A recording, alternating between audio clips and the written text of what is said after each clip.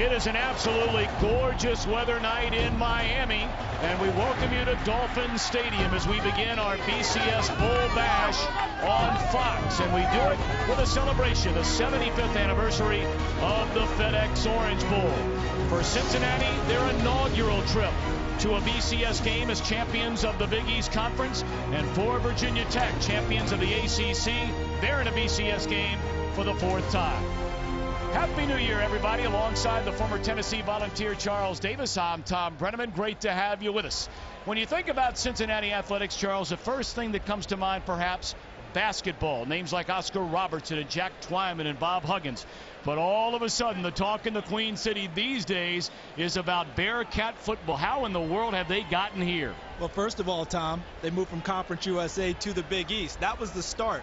But the finish was the hiring of Brian Kelly as their head football coach, the face of this program, a terrific salesman and an even better coach. And this year, he brought an exciting offense that people like to watch and is led by Tony Pike. This is a guy who emerged from a 5-quarterback scramble to become the leader of the team, second team All Big East. And his rise up the depth chart parallels the rise of Cincinnati football. About 20 years ago, it was Virginia Tech that was bursting onto the scene in college football, like Cincinnati tonight. But here they are in their 16th consecutive bowl game under head coach Frank Beamer. Beamer ball. That's the way that they do it. Great special teams, terrific defense, led by Macho Harris. Victor Macho Harris, their cornerback. We'll see him there. We'll see him at wide receiver. We'll see him returning kicks. The key to this game, can Tony Pike's offense take care of Macho Harris's defense? We'll be keeping an eye on it all night long. Let's go downstairs for the singing of our national anthem and the public address announcer, John Magrino.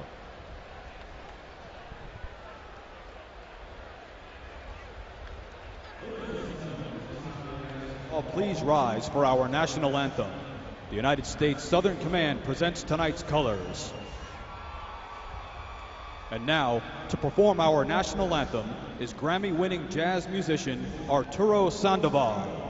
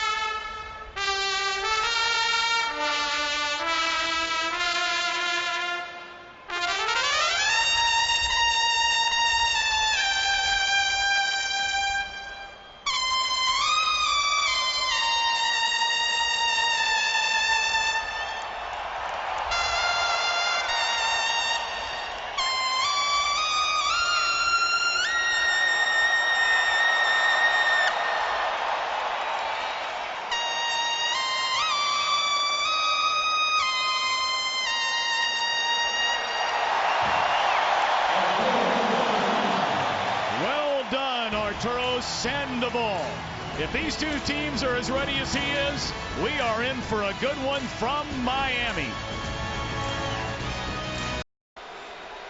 The University of Cincinnati Bearcats making their first ever appearance in a BCS game as champions of the Big East Conference. 22 wins in his first 2 years for Brian Kelly. What a remarkable imprint he has made on this university. That's what he's done for the program. Every year we got better, and ever since then, like when Coach Kelly came in, he gave us the confidence to win games. Coach Kelly pushing us, you know, the way he does, and he pushes us to win. You know, he don't accept drop balls. You know, he don't accept, you know, miss assignments at practice and things of that sort. He obviously brought an amazing offense that has helped us so much, and we wouldn't be here if it wasn't for, you know, his offensive genius. And we welcome the Cincinnati Bearcats to the FedEx Orange Bowl.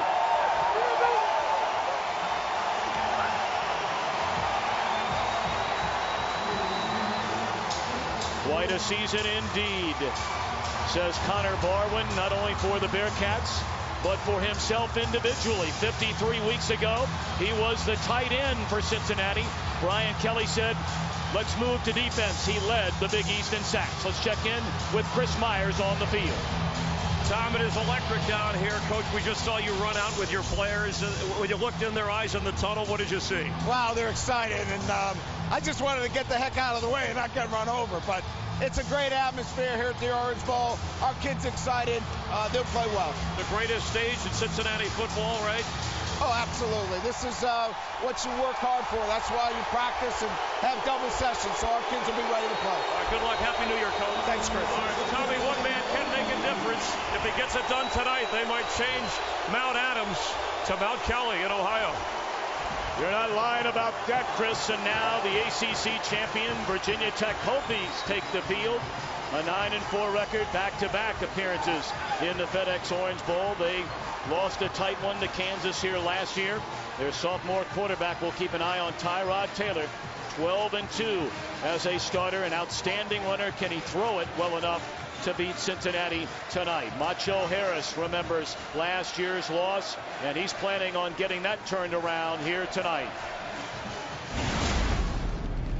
We had the Orange Bowl 75th anniversary, and it's going to be electrifying. And the players going to come out ready to play. We know there's elite players out there. They got to get the job done. So, and that's on both sides of the ball. So, I mean, we're competitive. We don't want to lose, so it's going to be something to see.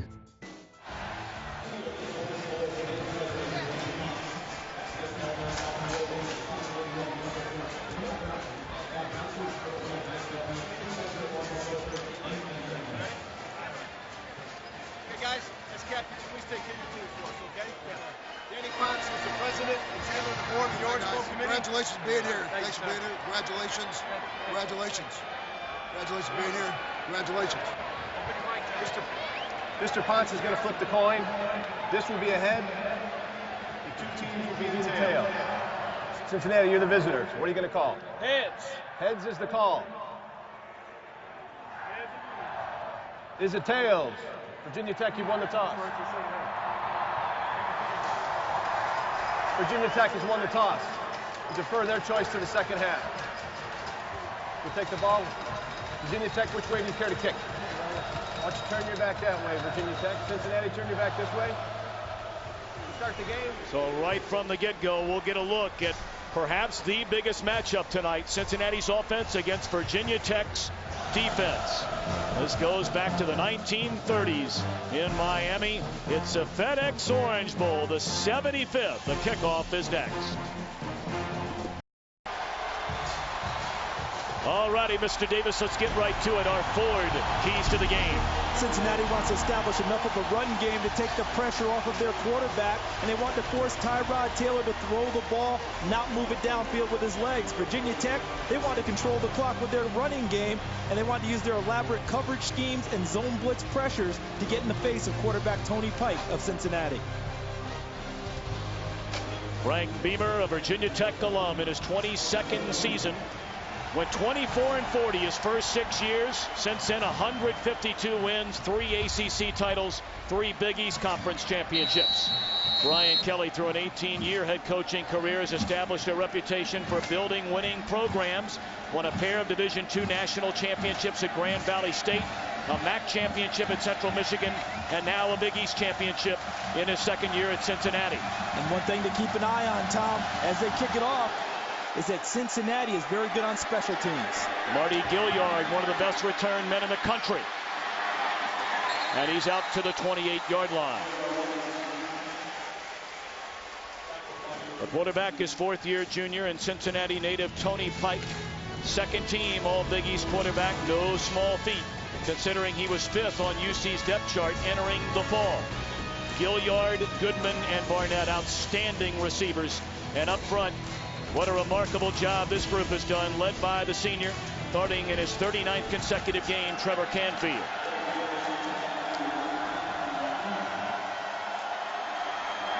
They hand it off to Goebel on first down, and he spins his way out to the 33-yard line. Virginia Tech, as Charles mentioned, the 7th-ranked unit in the NCAA. They're without 2 starters tonight. Jason Worlds, who leads them in sacks, will be replaced by Nikos Brown. And Barkwell Rivers at linebacker replaces the injured Brett Morin.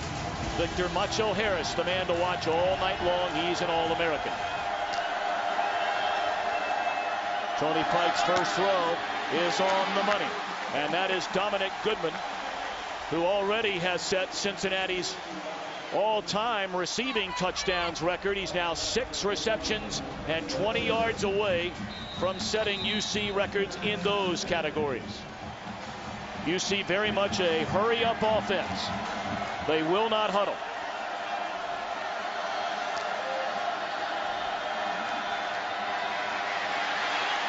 Pike in trouble. Marty Gilliard wide open, and he's down to the 17.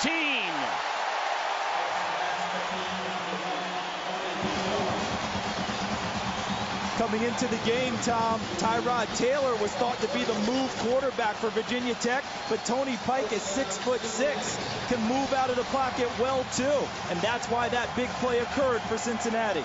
Gain of 37, and they prod again with a running game, and again it is Goebel. It's easy to overlook Cincinnati's run game, but the duo of John Goebel and Jacob Ramsey have combined for more than 1,200 rushing yards and 9 touchdowns. And we saw a lot more of the electrifying true freshman Isaiah Peed, their final game in Hawaii. And you've mentioned the word probe. Cincinnati's doing that with formations early against Virginia Tech. They have not used the same formation twice in this drive thus far. Second down, wide receiver coming back and right through the hands of Gilliard. When you look at Cincinnati's offense, the first thing that comes to mind is the word spread. We hear that about just about every offense in the country now, or so it feels. But when you talk with Brian Kelly, he says we're not just a spread team, we're multiple. We want everyone to defend the length of the field and the width of the field, but we can do a lot of things in our offense.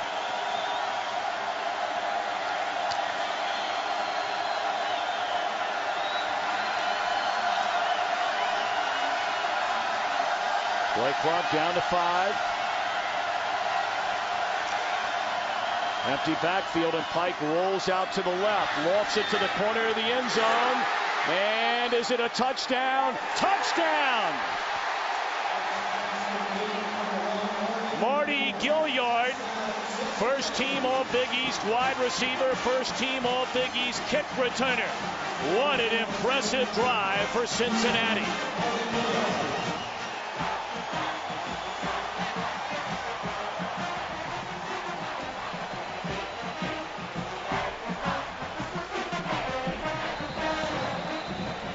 Now the point after for Jake Rogers. They're taking a look upstairs to see if Gilliard came down inbounds. The formation put Virginia Tech into man-to-man coverage, and the free safety, Cam Chancellor, trying to cover Marty Gilliard. Unable to do so as Gilliard comes down with the catch. Now they have to determine, was he inbounds? Did he get a foot down with the catch? Ball's in his hands. Dragging a foot down. That's going to be 6 points for Cincinnati. Wow, what a throw and what a catch. Terrific body control by the All Big East wide receiver Marty Gilliard. And as you mentioned, Tom, what a great throw by Tony Pike. The only person who was going to catch that one, Marty Gilliard. That's an excellent throw.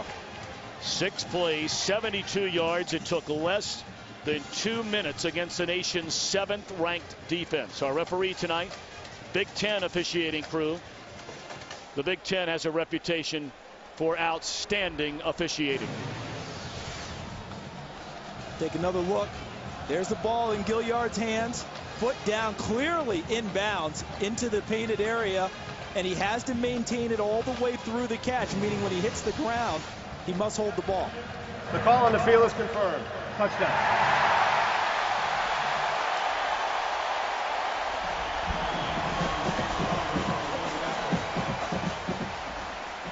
I thought Cincinnati hadn't been on this stage before, Tom. They're acting like this is just a normal everyday game, aren't they? Well, Brian Kelly made the comment yesterday after their final tune-up. Winning is in our DNA. That's what we're all about. And the point after is good by Jake Rogers. Gilliard among the nation's great receivers. And this is a great catch for an early score.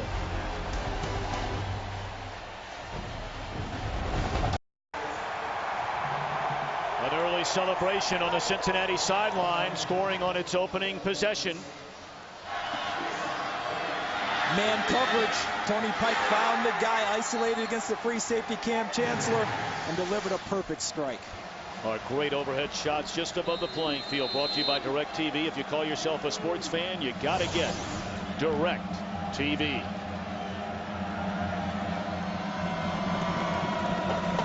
Now Jake Rogers to kick it away, waiting back for Virginia Tech, number 1. Victor Macho Harris along with Tyrell Roberts, and this is Macho Harris. And he's out to the 23-yard line. Offensively for the Hokies, they're led by 19-year-old sophomore quarterback Tyrod Taylor. He's only thrown for 2 touchdowns. He's been picked off 6 times, but he can run. Almost 700 yards rushing. Darren Evans setting a Virginia Tech freshman record with 1,112 rushing yards. A trio of freshman wide receivers, and up front, Sergio Render replaces the ineligible Nick Marshman at left guard. At right guard, James Brooks, who played all of 4 snaps the entire season, makes his first collegiate start tonight. And the end around to Tyrell Roberts, and a big gainer all the way to midfield.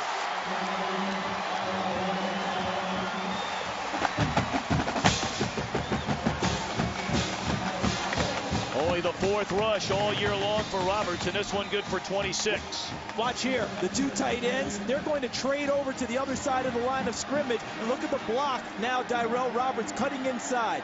Number 19, Danny Cole, wide receiver, blocking downfield. Excellent job.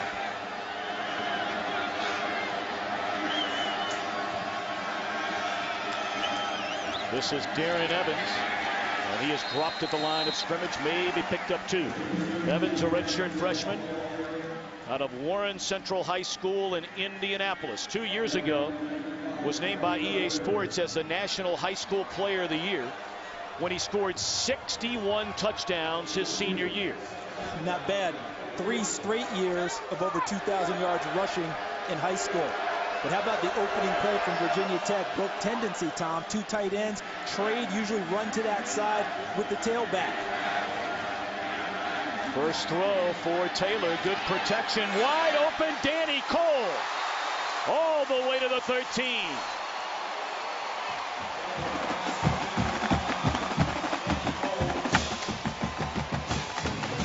Brian Steinspring, the offensive coordinator, says let's test the All-American corner, Mike Mickens, number 21. He missed the last 3 games of the season due to a knee injury and had surgery. So they threw Danny Cole at him right away, and Cole won big on the first throw of the game from Tyrod Taylor. We will certainly keep an eye on Mickens all night long. Did not appear to be 100% when we were at the Cincinnati practice 2 days ago. They pitch it to Evans, and he is met behind the line of scrimmage, and coming down to make the tackle, the middle linebacker, the senior out of Pickerington, Ohio, is Ryan Manilak. We talked about Virginia Tech's defense. Don't overlook Cincinnati's defense, loaded with talent. On the ends, Lamont Nelms and Connor Barwin. Barwin led the Big East with 11 sacks. Terrell Byrd, an All-American. 3 seniors at linebacker. They start 10 seniors on defense overall. Mickens and D'Angelo Smith, outstanding corners. Here's the situation Cincinnati's looking for on defense, 2nd and long. Trying to get pressure on Taylor, not letting him run with the football out of the pocket. Quarterback draw. And able to carry inside the 20 as Taylor down to the 16. It'll bring up 3rd down and long for the Hokies. And if there's one thing we figured, and you never know, we don't have a crystal ball, that when Virginia Tech got their chances, if they got their chances inside the red zone, they need touchdowns against Cincinnati. Field goals not going to match as we suspect going into the game. We saw Cincinnati already roll for 7. Quarterback draw out of Tyrod Taylor. Do they throw the football now and try and get it downfield? And what does Cincinnati dial up on defense? 3rd down and 14. Taylor flushed out of the pocket, has some room in front of him, but he will be denied the first down as he is stopped by Manilak at the 10-yard line. You have to figure Cincinnati's very happy right now. They gave up a big pass play, Tom, that sets up Virginia Tech with momentum.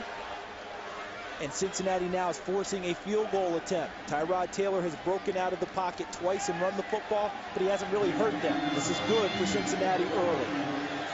Dustin Tees has been very ill the last 2 days. Did not kick well in warm-ups, and he shanks it to the right.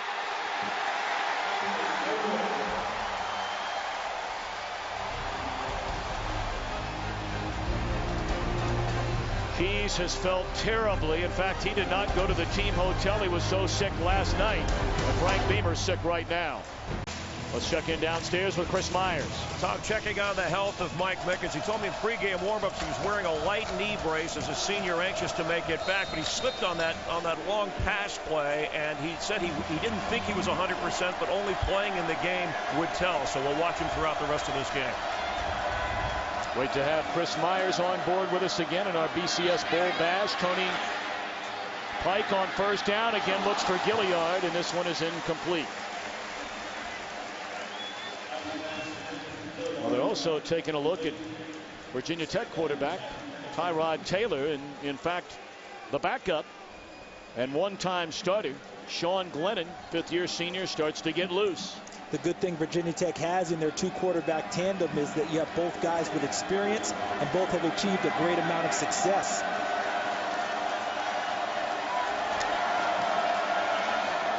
Second down, and a little shovel pass to Jacob Ramsey, and he picks up 5, so 3rd down and 5 upcoming for the Bearcats. We talked about Cincinnati has used 5 different quarterbacks this season.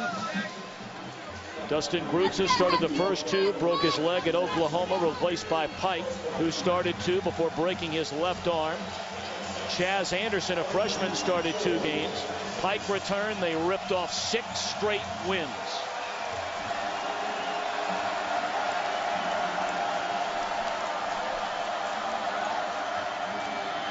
Third down, and they run it, and they will be denied the first down. So after marching 72 yards on 6 plays, capped off by a touchdown, Bud Foster's defense stands tall this time. I think what Cincinnati did there was they tried to widen out, but they ended up counting the box. 1, 2, 3, 4, 5, 6, 7, and tried to run against that. He didn't have the 8th guy in there, but a nice job by number 91, John Graves, stacks up the play and forces the punt. Now, Macho Harris.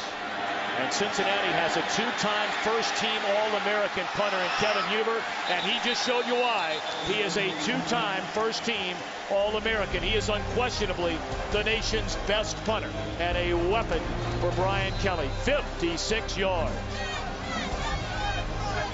Here in Miami for the FedEx BCS National Championship. Bradford and the Sooners taking on Tim Tebow and the Florida Gators a week from tonight. A bruised shoulder, we're told, suffered by Taylor. He didn't look bruised there as the completion is made to the true freshman Jared Boykin on first down, and he's out across the 30-yard line. And when your passing attack isn't the most sophisticated in the world, because Virginia Tech's isn't with Tyrod Taylor, it's incumbent upon your receivers to gain you additional yardage. That's what Jared Boykin just did. Caught the ball, barreled his way upfield for additional 5 or 6 yards.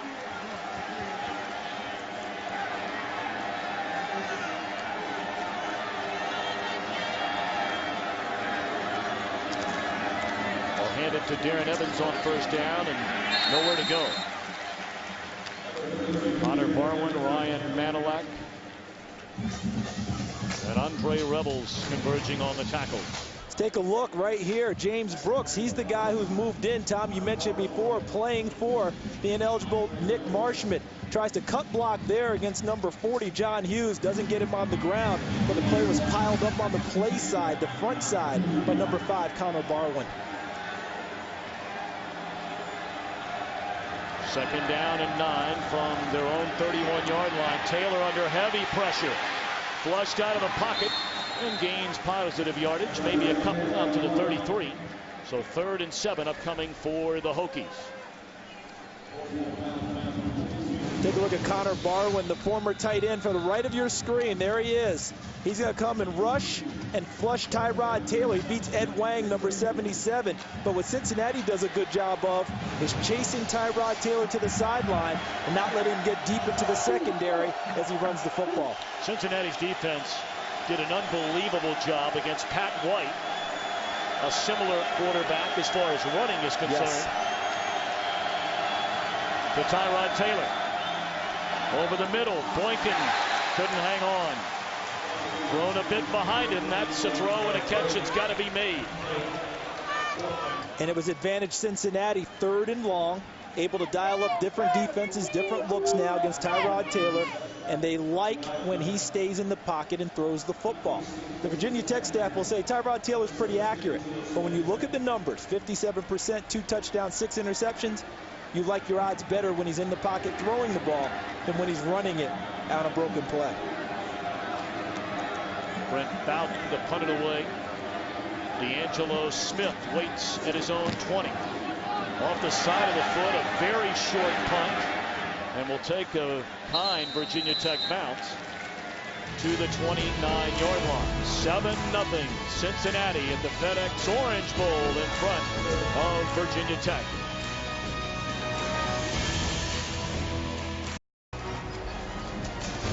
Fox BCS Bowl Bash kicks off tonight, but over the weekend the NFL's postseason began. Fox NFL Sunday will have the Eagles and the Vikings. Coverage begins with the Built Ford Tough Fox NFL Sunday pregame show, 4 Eastern, 1 Pacific. Tony Pike in Cincinnati. Possession number 3, leading 7-0, and dropped is John Goble for a loss by Macho Harris. Cincinnati's dynamic offense led by the junior quarterback Tony Pike, Jacob Ramsey at running back along with Goble, and guys to throw it to, you betcha, Marty Gilliard, Dominic Goodman, and the tight end Ben Gaduli.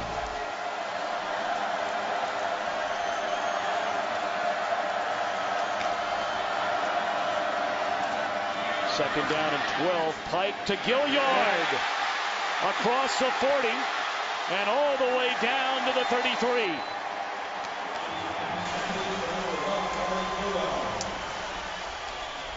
How about the protection from the offensive line that allows the deep routes? These guys right up front.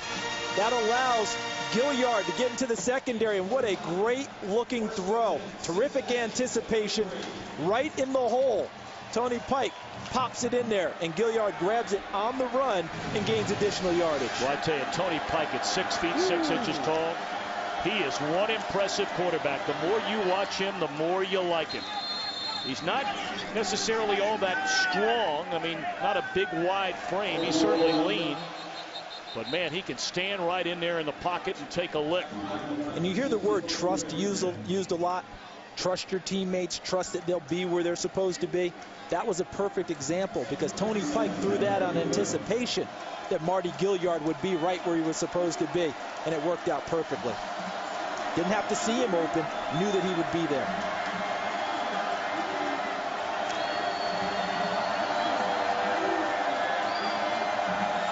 Play clock down to 5, and Pike trying to hurry to get it off. He just does. And the catch by Marcus Barnett is to the 25. He'll be a yard short of the first down. Barnett had a sensational freshman year. Second team All Big East last year with 62 receptions. That number dropped all the way down to 29 this season. No, that was partially because Marty Gilliard and Dominic Goodman, their numbers continue to rise. And if you're going to throw to someone, those are 2 terrific targets.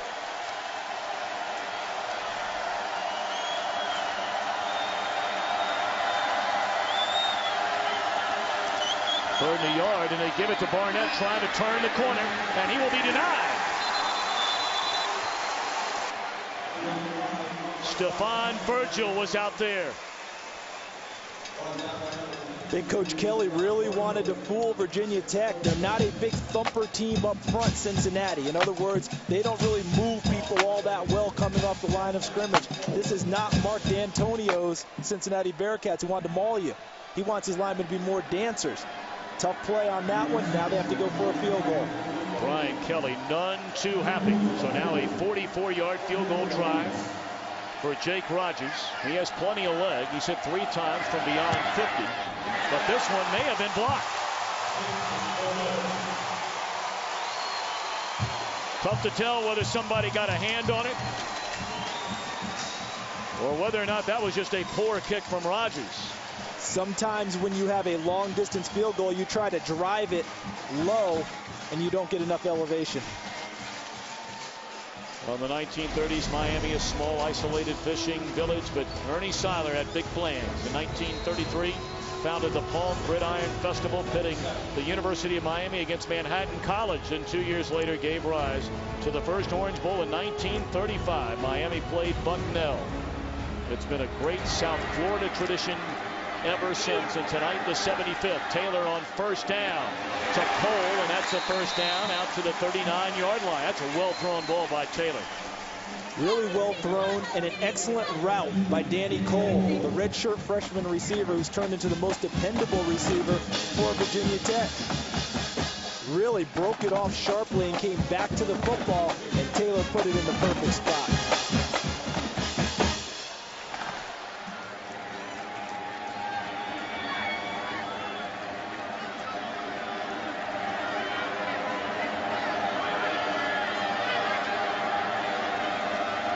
First down to give us to Evans, his first big gainer of the night. And he has a 1st down out to midfield.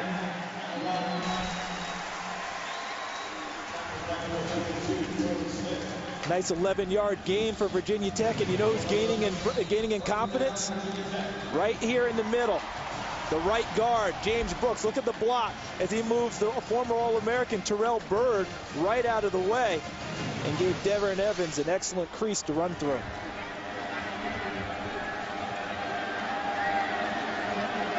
Virginia Tech on the move, and now the flea flicker. And Taylor had it slip out of his hands, and this is a jump ball. Contact, but through the hands of the Cincinnati defender, D'Angelo Smith. It's great coverage by D'Angelo Smith, number 6, but look at the pressure. Torrey Cornett, number 49, in the face of Tyrod Taylor. And D'Angelo Smith all over the play. The only thing he doesn't do, come down with the football. But never was fooled on the play. Never had to catch up. He was with Danny Cole the entire route. D'Angelo Smith often overlooked because of the All-American Mickens on the other side. But Smith, a 2-time All-Big East player, led the nation with 8 interceptions a season ago. Shovel pass to Evans. And he picks up close to 5, so an important 3rd down coming up for Virginia Tech. Under 2 minutes here in the opening quarter of the FedEx Orange Bowl. Cincinnati scored on its opening drive, going 72 yards on 6 plays. A touchdown pass from Pike to Gilliard. Tech went down the field covering 67 yards, but missed a field goal try. 3rd and 5. Let's see if Cincinnati decides to try and do a little man coverage and possibly spy on Tyrod Taylor, trying to keep him in the pocket. Taylor looking for somewhere to go. It looked like he crossed the line of scrimmage, and that ball is batted down.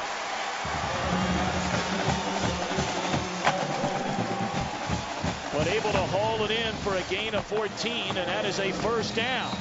How about the maturation of Tyrod Taylor? Great job by him, because he approached the line of scrimmage looking as if he would take off and run as he normally does. Instead, kept his eyes downfield, found an open receiver, and delivered a strike to Jarrett Boykin. That's a big 3rd down conversion right there. Huge, because in that situation, you expect him to flush and run. Play blown dead before it ever got started. Prior to the snap, ball start. Number 62 on the offense. 5-yard penalty. Repeat, first down. That's a red shirt freshman right tackle, Blake DeChristopher. Tom, you go back to the throw Taylor made. If he's adding that dimension to his game, where he comes out of the pocket and doesn't necessarily run every time and keeps his eyes downfield and finds another open receiver, that hurts the defense. Now they can't just rally to him. They've got to make sure they cover the guys downfield. That'll open even up more avenues for Virginia Tech.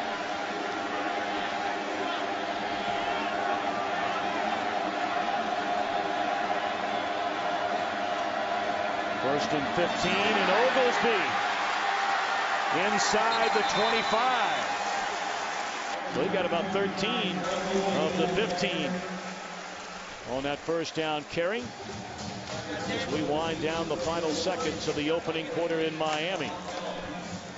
Had to love the vision of Josh Oglesby on the cutback. Play was designed to cut back that way with all flow going left. Oglesby reading the cutback, the blocking scheme, and breaking it back right for a 13-yard gain. Well, that will be the final play of the opening quarter. Cincinnati 7, Virginia Tech nothing at the FedEx Orange Bowl. We're back after these messages and a word from your local Fox station.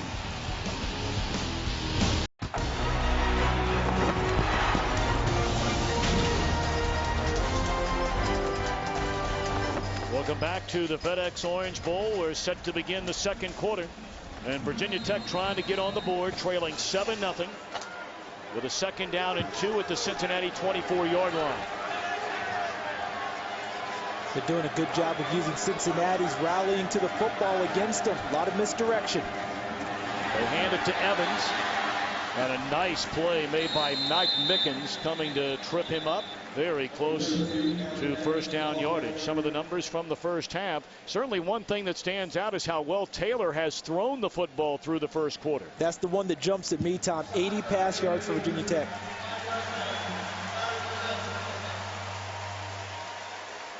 Well, we did not see the flag on the field. But Tech's going to get a first down on the play. Offsides against Cincinnati. I'm guessing someone lined up in the neutral zone, trying to get an advantage over the football. I think Brian Kelly was saying the same thing you said, Tom. But who threw the flag? Yeah. I didn't see it. Taylor very accurate early throwing the football. First down, Virginia Tech at the Cincinnati 18. Taylor to throw it again. And the catch is made by Roberts. Step for step with him was Mickens. That'll be a gain of maybe 2 on first down. Two things leaping out at me early in this game, Tom. Brian Steinspring, the offensive coordinator of Virginia Tech, catches a lot of grief. The offense for the last 3 years, number 99, number 100, number 107 in the NCAA.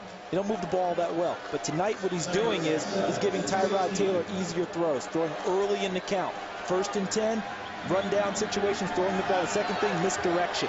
A lot of that using Cincinnati's speed against them as they rally to the football.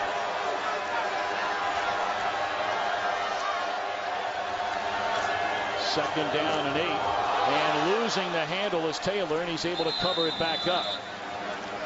Well, we talked to Frank Beamer about his young sophomore, Tyrod Taylor. Anytime you're over there on the sideline and he's in the game, you got the chance for that next way or the other. It's got a chance to be a big play, and you know, that's what he gives you as a football team. You always got hope. You're always waiting for that next play. Well, the next play is 3rd down and 9. Boykin's been the go-to early in the game along with Cole. Taylor steps out of the pocket and tiptoes his way inside the 10, inside the 5. Touchdown!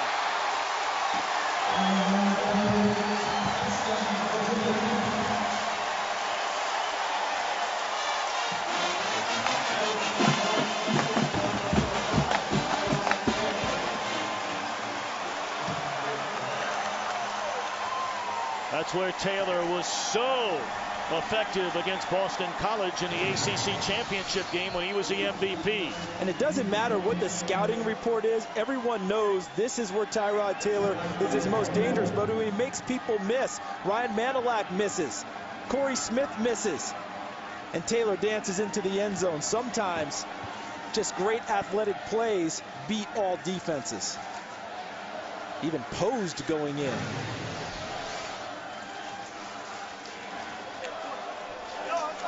Aaron Webster, the junior strong safety, the lone junior in this Cincinnati starting lineup defensively, is down on the field. I know going into the game, Cincinnati talked about spying on third down situations on Tyrod Taylor, using one of their linebackers, usually Corey Smith, number 42, to kind of go one-on-one with Tyrod Taylor. But Tom, the last couple of third downs, they have not done that.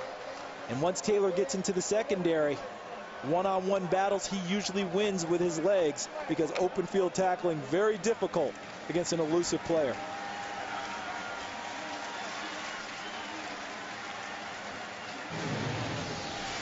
Aaron Webster, number 17, that's him there, working downfield. And he gets caught. The block from Darren Evans on a teammate of Aaron Webster's. Evans' legs catch Webster in the legs. Good that we're seeing him actually walk off the field, though. Now Dustin Keys for the point after to try and tie it up, and that he does. So the second impressive drive of the night for Tyrod Taylor in West Virginia. The first time they came up empty. This time, Taylor, the rushing touchdown.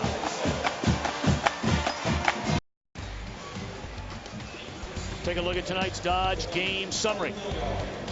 Tony Pike very accurate early. Marty Gilliard getting loose in the secondary against Virginia Tech. But Tyrod Taylor has been sensational early going. Running the ball, of course, we knew that. But to me, it's been his accuracy throwing the football that's been special this evening for Virginia Tech. Just goes to show you, Charles, you can sit around and you can watch film and you can watch every game a team plays the entire year. And you come in thinking the only way they're going to score is if Taylor can run the ball. And here, at least so far, it has been his arm along with the feet. The arm has helped loosen things up, actually, because now they know every time he flushes from the pocket is not necessarily because he's going to take off downfield. He's pulled up now and thrown the ball, which makes you hesitate from the secondary coming up to guard against him. And the one thing Taylor has proven is he is a winner. And at the end of the day, that is all that matters. Do you win games? He's made 14 starts. They've only lost twice. Yeah, he's 12-2. And Sean Glennon, his backup, is 18-8. They win at Virginia Tech. Marty Gilliard, number 1, returned 2 kickoffs for touchdowns this season. And he takes this one from the 3. All the way out to the 30-yard line. Is a ball loose? Looks like a scramble for the football. Virginia Tech saying it has it. Cincinnati saying it has it. And it is Cincinnati football.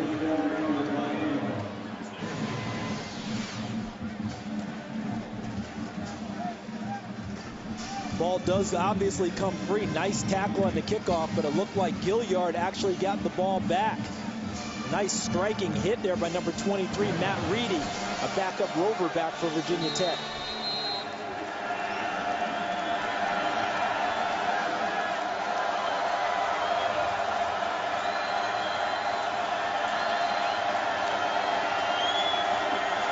Tony Pike will throw it on first down, rolls out to the right, and looks to DJ Woods, the true freshman, and it's batted down in the secondary by Cam Chancellor.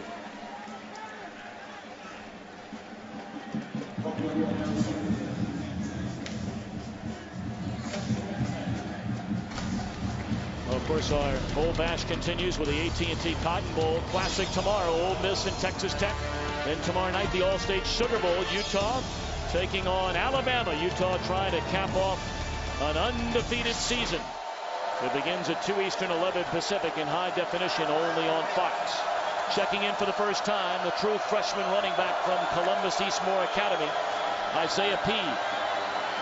Pike in trouble. Rolls one way, comes back the other way, and complete to Goodman.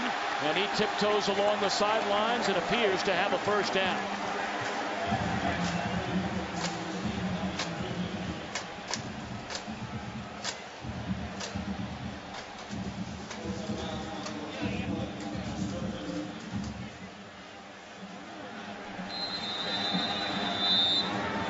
Great job by Tony Pike. He's watching Tyrod Taylor's tapes and showing his escapability in the pocket and turns it into a big play. This is Isaiah Peed. And a flag comes down as he picked up a yard on his first carry of the night. Told you, Peed out of Eastmore Academy in Columbus, where he broke all of Archie Griffin's rushing records.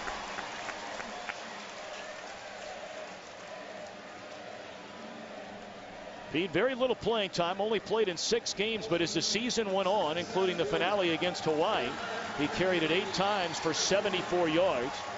He was the Ohio Division III Player of the Year, and in Ohio, the big schools are Division I and right on down the line.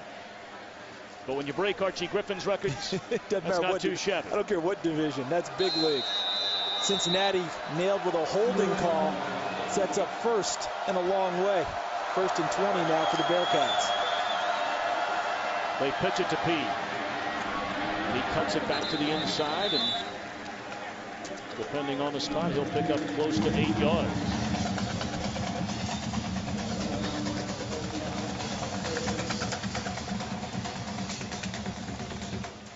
Oh, we told you Dominic Goodman coming into tonight's game needed 7 receptions, 23 receiving yards to set school records in both those categories. He has the yardage. And closing in on the receptions, now 5 away. Pike being chased from behind. And he will run out of bounds at the 35-yard line. 3rd down and long for Cincinnati. Well, what has happened to Cincinnati's offense, Charles, since going right down the throat of Virginia Tech on its opening possession? Well, a couple things kick in. Number one, you have such excitement about getting a game started. Sometimes the defense a little over anxious in their play. Offense clicks. When you go through it the second time, you calm down a little bit, read your keys a little bit more. Virginia Tech, behind Bud Foster's tutelage, has really settled in.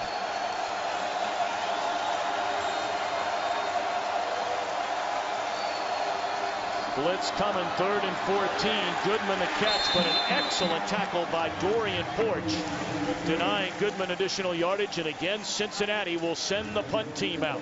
And what Virginia Tech's been doing is they've been staying in their base defense because they use what they call a whip and a rover on defense. Both guys are hybrid linebacker secondary guys, so they don't necessarily have to sub in to get to a nickel look, and that helped them on that play. Kevin Huber, another booming punt, and it is into the end zone. 58 yards on the punt. Frank Beamer's team locked up with Cincinnati at 7 apiece.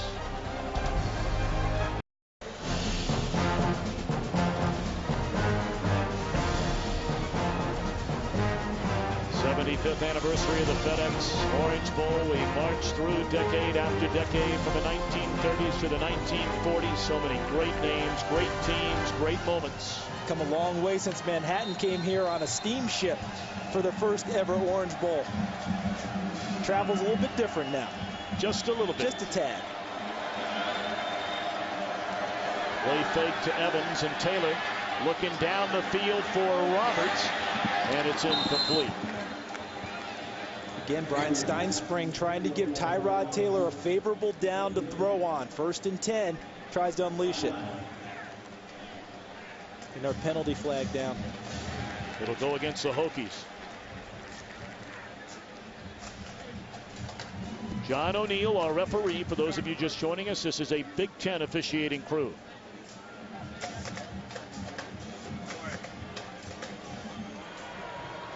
Ineligible receiver downfield. Number 88 on the offense. 10-yard penalty. Repeat, 2nd down. It's Andre Smith, the tight end. You know what that usually means, don't you?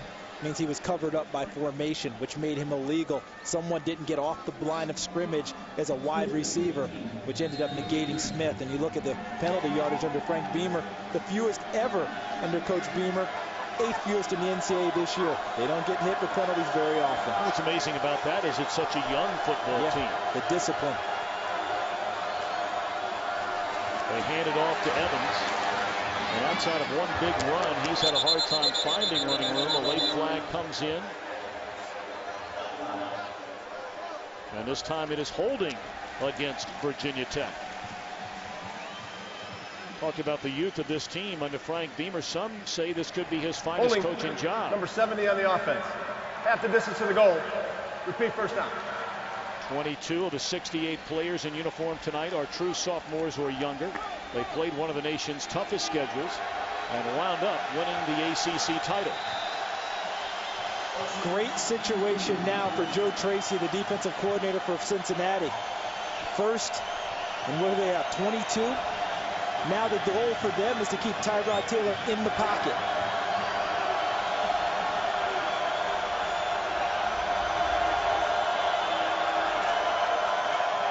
Evans hammered down at the line of scrimmage, and that's the All-American Terrell Byrd. A 4-year starter, 3 times first team All-Big East out of Cincinnati Colerain High School. Remember earlier in the game, number 68, James Brooks, handled Terrell Byrd. On that play, it was payback time. The 2007 All-American beats the block and puts Evans on his back. Well, he's a load in there. Isn't he though? Low to the ground, hard to move, hard to block.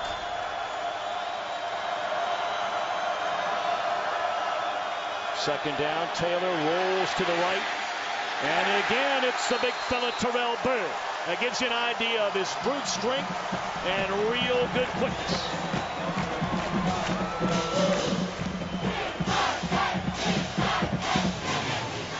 And the ability to stay on his feet. And he dances a little bit with Tyrod Taylor dragging him down. But now Joe Tracy, defensive coordinator, he likes what he's getting out of his front. Let them go get Tyrod Taylor and let everyone else play zone and face Taylor, so that if he does decide to run the football, you can rally to him quicker. In man coverage, you don't see him. 3rd and 25. And underthrown. There was contact down there. Boykin looking for a flag and didn't get it. And Frank Beamer is livid on the Virginia Tech sideline.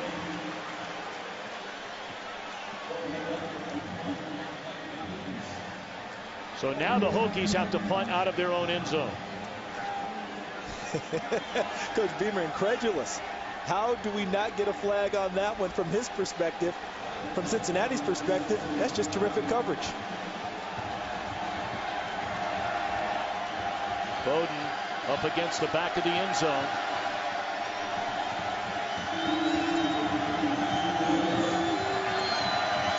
And Brent Bowden punts it away. Another poor kick. They get it. Woods, the true freshman, picks it up. And Cincinnati will start this drive inside Virginia Tech territory at the 45. The Hokies looking for a flag. Didn't get it. Didn't look like there should have been.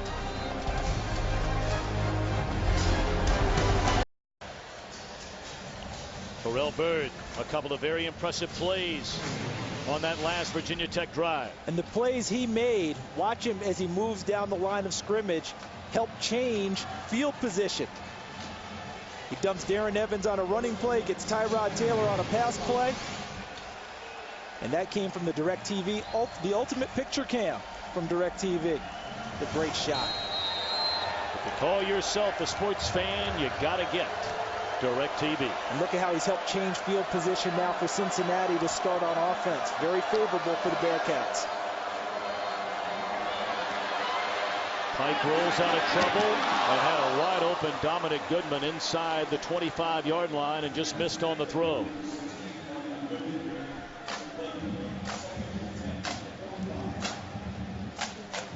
Right out of the gate, Cincinnati takes the football and rolls downfield. 72 yards, touchdown, Pike to Marty Gilliard on a beautiful throw. But the next 3 possessions, Bud Foster's crew starting to settle in a little bit. causing a little havoc with Brian Kelly's offensive plan.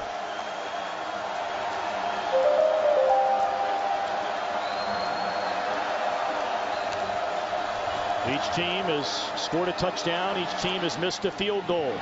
Barnett batted down. Great close by Cam Chancellor from the free safety position. Beautiful job by Cam Chancellor breaking off the hash in 2 deep coverage as a safety. And coming off of the hash and filling in and helping out Stephon Virgil, number 22. They're trying to get it in the hole between the corner and the safety, and Chancellor knocks it away. Well, what a huge stop this would be for Virginia Tech. If they can deny Cincinnati on 3rd and 10 after the Bearcats started this drive at the Virginia Tech 45. Pike rolls, lost it down the sideline for Goodman. Jump ball, and was it intercepted? It is an interception, batted away by Harris, and then Chancellor went and got it.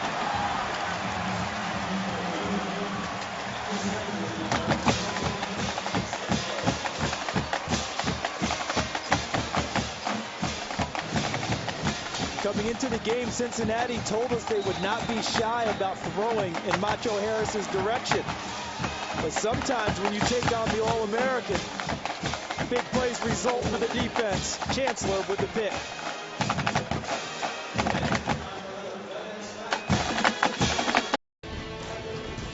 Our gorgeous aerial coverage of Miami, Fort Lauderdale, presented by Budweiser.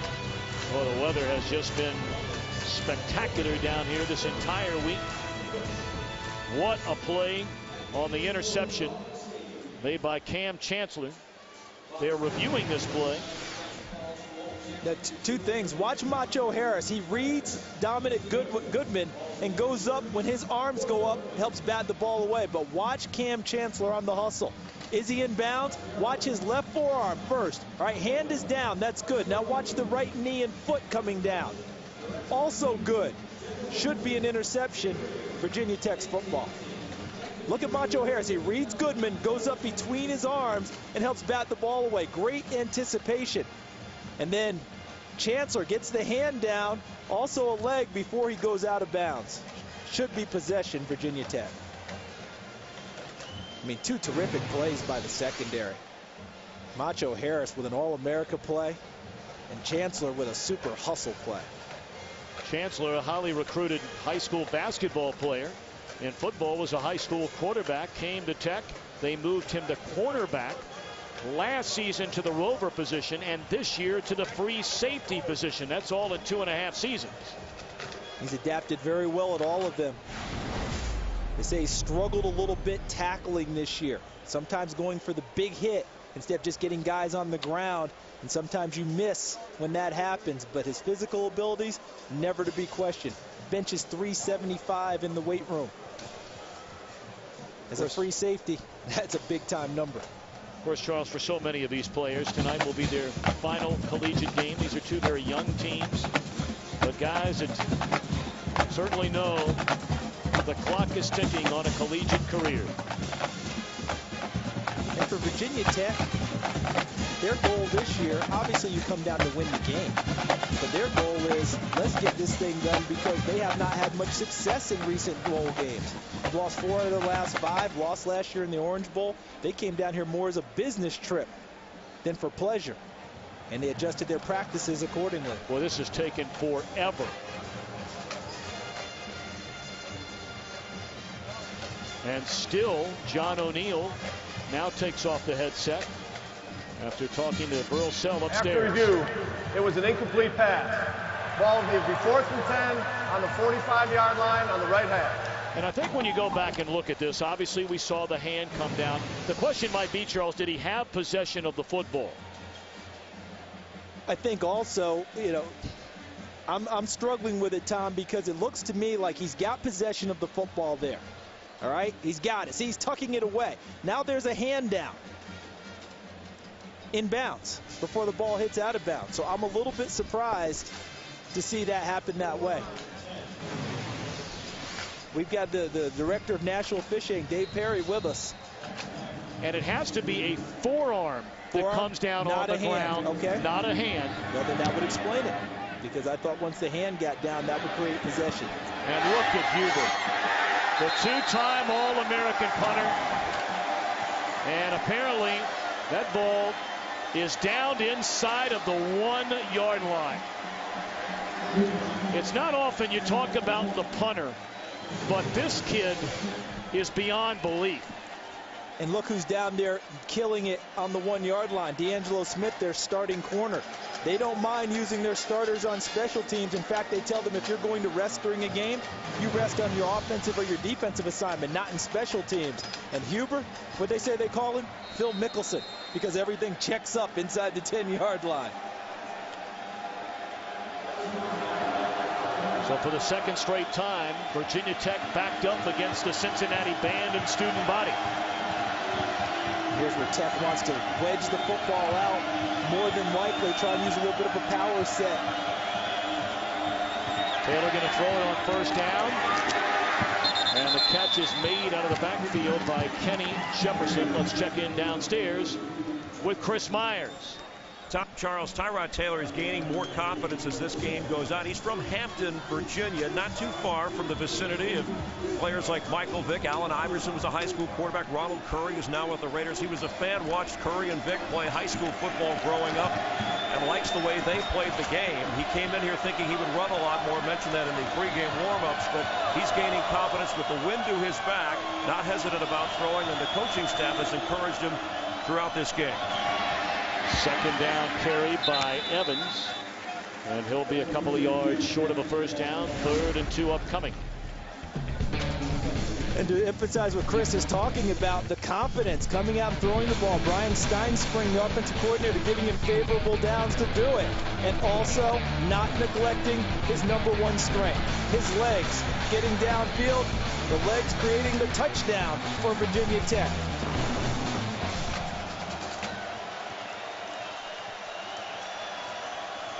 Third down and 2.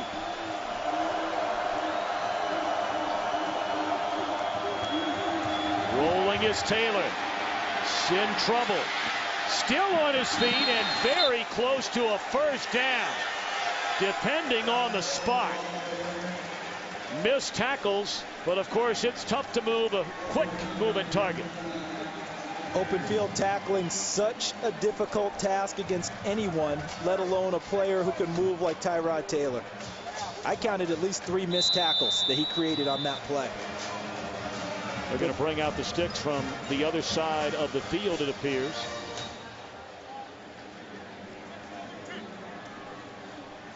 .6:19 to play in the second quarter at the FedEx Orange Bowl in Miami. Cincinnati going 72 yards on 6 plays on its opening possession, giving Brian Kelly's team a 7-0 lead.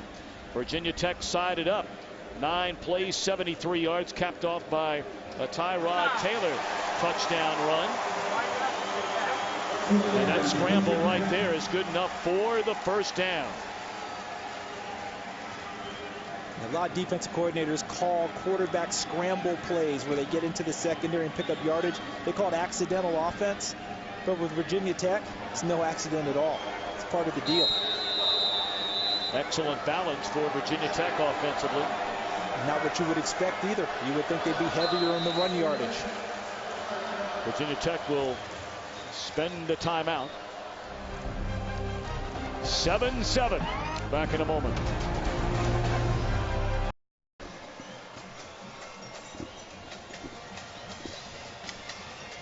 Virginia Tech 7, Cincinnati 7. Closing in on the 6-minute mark until halftime in Miami.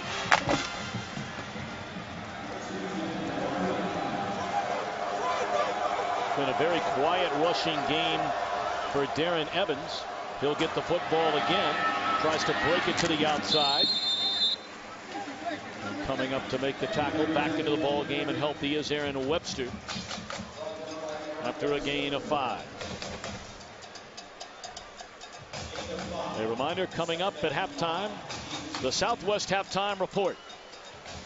Chris Rose, Jimmy Johnson, Barry Switzer, and Eddie George We'll have all the scores and highlights from earlier bowl games, and the Fox Sports ticker has up to the second scores and stats.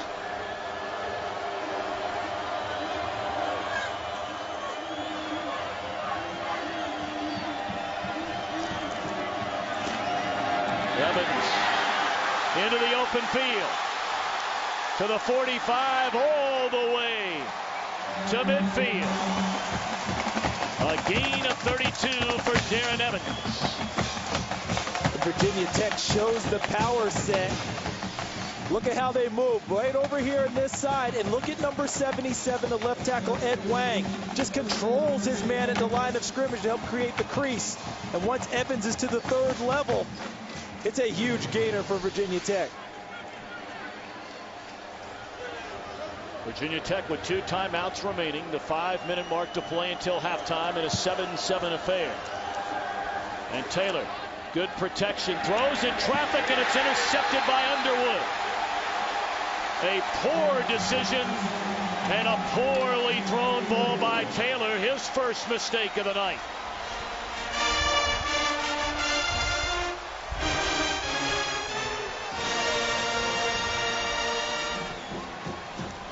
Give a little credit to the Cincinnati defensive staff there, Joe Tracy, because that was a 1st and 10 throw, wasn't it, Tom?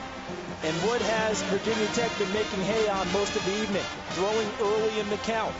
First down, usually a heavy rundown for Virginia Tech. They broke tendency all night. Finally, Cincinnati locks in on that, and then Tyrod Taylor throws into double coverage, and Underwood comes down with it.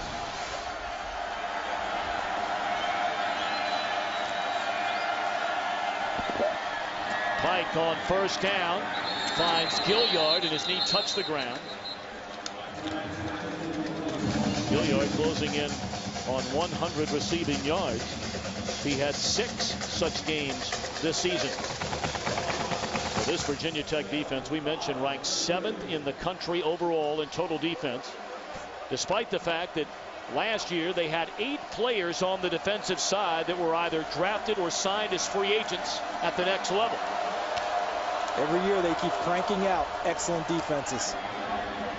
Goodman, a first down catch out to the 42-yard line, steps out of bounds, stopping the clock at 4:13. Cincinnati's first 6 plays, they went for 72 yards and a touchdown. In 16 plays since, 73 total yards.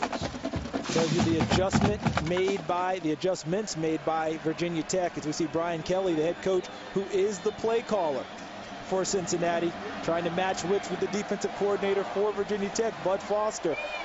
And even in a no huddle, Virginia Tech, because they don't change much personnel, they feel comfortable lining up against Cincinnati, getting their calls from the sideline. Pike looking around, rolls left, wide open is Gilliard. Up over 100 yards tonight, and down to the 27 is Marty Gilliard. Pike has remarkable feet in that pocket for such a big, tall, lanky man. You're not supposed to see this out of a 6'6" quarterback. He's supposed to be strictly a pocket passer. But what a great job. And then the defender, Stephon Virgil, number 22, falls down in the secondary, creating a big opening for Gilliard, and Pike finds it. Forget arms in the man, Tom. We're seeing legs in the man tonight from both quarterbacks. Well, Gilliard up to 128 receiving yards on his 5 catches. First down, Pike, good protection this time. It looked like Goodman lost his footing coming out of his break, and thus could not make the catch. One of the things we're seeing also from Bud Foster's defense is how he's using Macho Harris. He's not just a cover guy. We've seen him come on the corner pressure numerous times already this evening, and he did on the last play. Anytime he's into the boundary, which is his assignment, boundary corner, there's a possibility of him coming after the quarterback. They dump it off to Goebel. He has blockers in front, and he's inside the 10 and barrels his way down to the 7-yard line. Noble, their second leading rusher, their fourth leading receiver. He's a former wide receiver. When Brian Kelly first got to Cincinnati, he moved him out there, so he is very comfortable using him in the pass game. A speed screen where they just swing it out and the linemen just move out that way to form the wall in front of him. Very successful for Cincinnati. Bearcats in front of their faithful, trying to take their second lead of the night.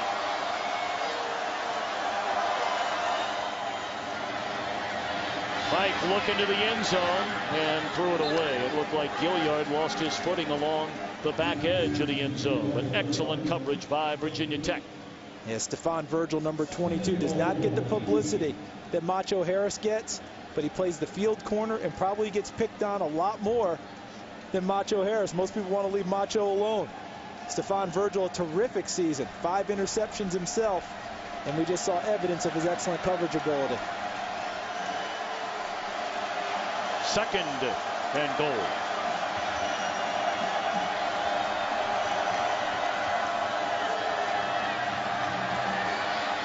Pike escapes trouble. Intercepted in the end zone by Virgil.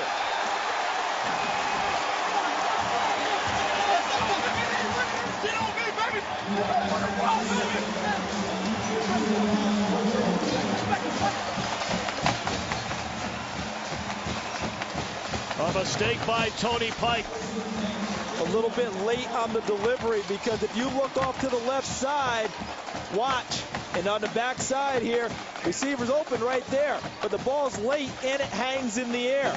That allows Stephon Virgil to come from a long way, and look at the offense. You just picked us up, fellas. Thank you. And now with 2:23 to play until halftime, the Hokies have 2 timeouts remaining. A 7-7 game at the FedEx Orange Bowl. Set up the screen.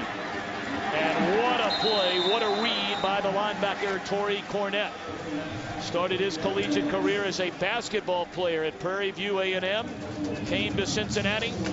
Played special teams for 3 years. In his first year as a starter, been making plays all season. And have you noticed how Cincinnati's defense has also settled in a little bit? You remember earlier they were reacting to a lot of run fakes and misdirections. You have to run those things early, because once a team settles in and gets a little bit tired, they don't buy the fakes as much as they do in the beginning of the ball game when they're super hyped up. Inside handoff to Evans. He bounces off a couple of tackles and tiptoes out of bounds at the 25-yard line. 3rd and 5 with 1:39 to play until halftime.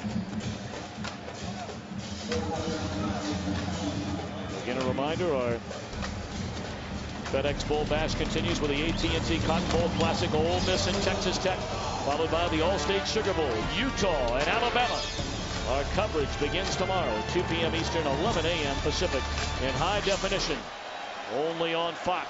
Of course, on January the 5th, we'll have the Tostitos Fiesta Bowl, Ohio State and Texas, and back here for the national championship a week from tonight. The big tight end, Greg Boone, lumbering and carrying tacklers along with him. That's all man, Greg Boone. When I see Greg Boone play, when he's on the field, the starting tight end for Virginia Tech, it doesn't matter. They're already in a 2 tight end formation. He's that big. This is a guy who was a former quarterback in high school, and that was just a simple route turned into a big play. Taylor finds the big fella again, and he's to the 42-yard line. We might see Boone play some quarterback here tonight. Very highly recruited high school quarterback, as you mentioned, Charles. They line him up in what they call the wild turkey, where he'll get back behind center out of the shotgun. He's carried the ball 19 times this season. And what it is essentially a single wing, and he either sweeps it or barrels it in upset in the middle of the line. Taylor throws it away. Stopping the clock with 45 seconds left. Again, the Southwest Airlines halftime report coming up. Chris Rose, Jimmy Johnson, Barry Switzer, and Eddie George standing by in Los Angeles.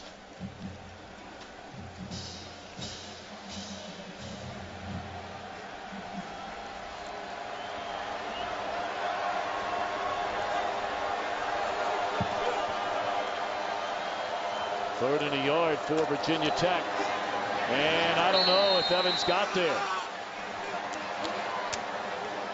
Manilak, Barwin, both there to make the tackle. Of course, the FedEx Orange Bowl always has a great halftime show. Tonight, no different. One of the great all-time rock and roll bands, the Doobie Brothers, will be performing. Looking forward to that. I don't know about you, but I've staked out my spot right in front of the stage for the half. Really? I don't know about you. You can stay up here if you want to. I'll be down there with the Doobies. They're going to bring out the sticks. Be an interesting decision should they be short, and they are.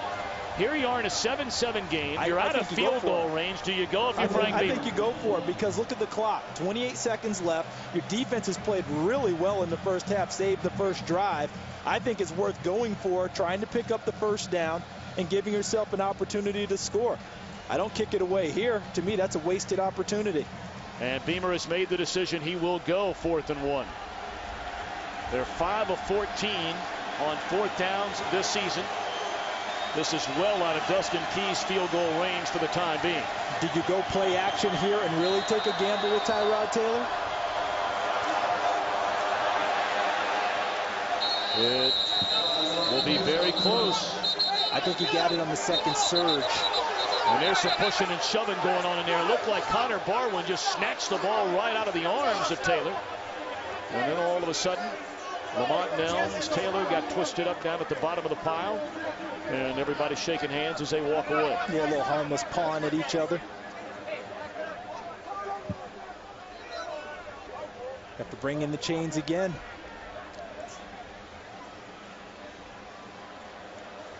This is very close. I mean, they were very close to start with. I thought he got it on the second surge. The key is going to be as he got down low, Tom, did his knee go down at all while he was trying to go? Because if that's the case, then he may very well be short. They got it by the nose of the football. Now the clock's going to start up, so Virginia Tech will hurry to the line of scrimmage. Of course, they have to wait until the officials with the sticks get back to the sideline. Great observation. They're already on the line, ready to go. They understand the new 40-25 second timing rules. They'll wind it, and the clock will start, and they'll be ready to go.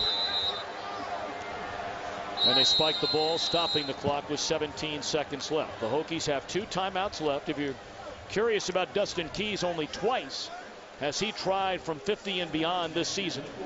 Connected once from exactly 50. Keys, a walk-on who for 4 years sat in the stands at Virginia Tech home games, biding his time for one shot. He dressed for the first time in last year's FedEx Orange Bowl and became a Lou Groza semifinalist after an outstanding year. Boone, the tight end, wrapped up by Manilak, and it takes 4 Bearcats to get him down. Now, if that's a first down, they get the automatic stop to move the chains. Let's check in with Chris Myers. Tom, this isn't the first time these two teams met in a bowl game. Let's go back historically. 1947, the Sun Bowl, El Paso, Texas. You see what the weather was like. The quarterback, Don McMillan, 61 years later, still sporting his support for Cincinnati football and back home watching this game, rooting for Tony Pike and the Cincinnati Bearcats. Cincinnati, of course, won this game. And now Virginia Tech and Cincinnati doing battle here at the 75th anniversary of the FedEx Orange Bowl. Of course, the two teams have met 8 times overall, an even split 4 on each side. Virginia Tech won the last meeting 2 years ago. And you know, the radio announcer for Cincinnati, Jim Kelly Jr., his father, Jim Kelly Sr., a longtime Cincinnati Bearcat administrator, coach. Good man. Played in that football game. Got to play one play in the Sun Bowl. I know he's watching back home in Cincinnati. Virginia Tech's going to try and run one more play here. They spent a timeout, so they have 1 remaining. So you cannot take a sack here and take yourself into a tougher field goal position. But you've also got to get rid of the football to preserve time to kick the field goal. Taylor on a keeper. Picks up some nice additional yardage, dives forward, and they call timeout with 3 seconds left. So this will set up a 44-yard field goal try for Keys. Keys from 40 to 50. 7 attempts, hit on 4 of 7. Now, we brought up earlier, he has been very, very ill the last 2 days. He missed his first field goal try tonight to the right. He kicked very, very poorly in the pregame warm-up. And the 50-yarder you mentioned occurred in the ACC title game against Boston College this season. And this is the hash mark most right-footed kickers like better, because you get a chance to draw the ball similar to a golf swing. Bring it back from right to left. They like that better than pushing it from left to right. 43 yards away, and it is good. On the final play of the opening half, Virginia Tech takes its first lead. Beamer ball has been all about defense through the years. And after getting sliced and diced on Cincinnati's opening drive, they have shut the Bearcats down and lead 10-7 at halftime. Orange Bowl, it's time to rock the house, baby. This band has earned multiple Grammys, a diamond record. Oh, millions of records sold worldwide. Are you ready? Ladies and gentlemen, right about now, the one, the only Doobie Brothers!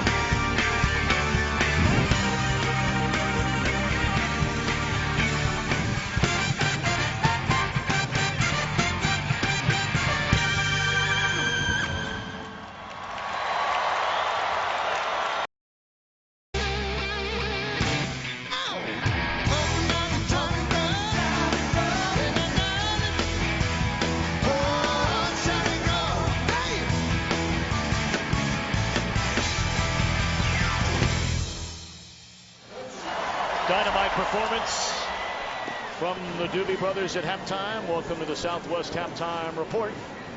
Halftime at the Orange Bowl, a 75-year tradition, continues tonight. The halftime show produced by ACT Productions of Miami Beach, Florida. Well, back alongside Charles Davis, I'm Tom Brenneman. 10-7 Virginia Tech at halftime. We wondered coming in if Virginia Tech could stop Cincinnati offensively. The Bearcats went nearly 80 yards on their first drive. Since then, nothing.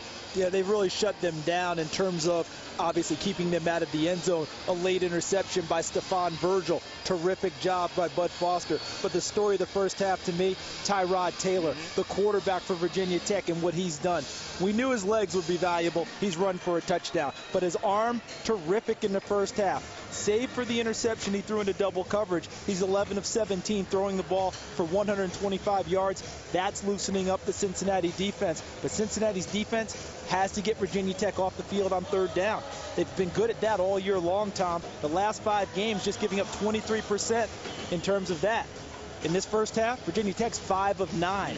And that's due in part, large part, to Tyrod Taylor and his legs and his arm. All right, halftime, let's start with Frank Beamer. What's he say to his team?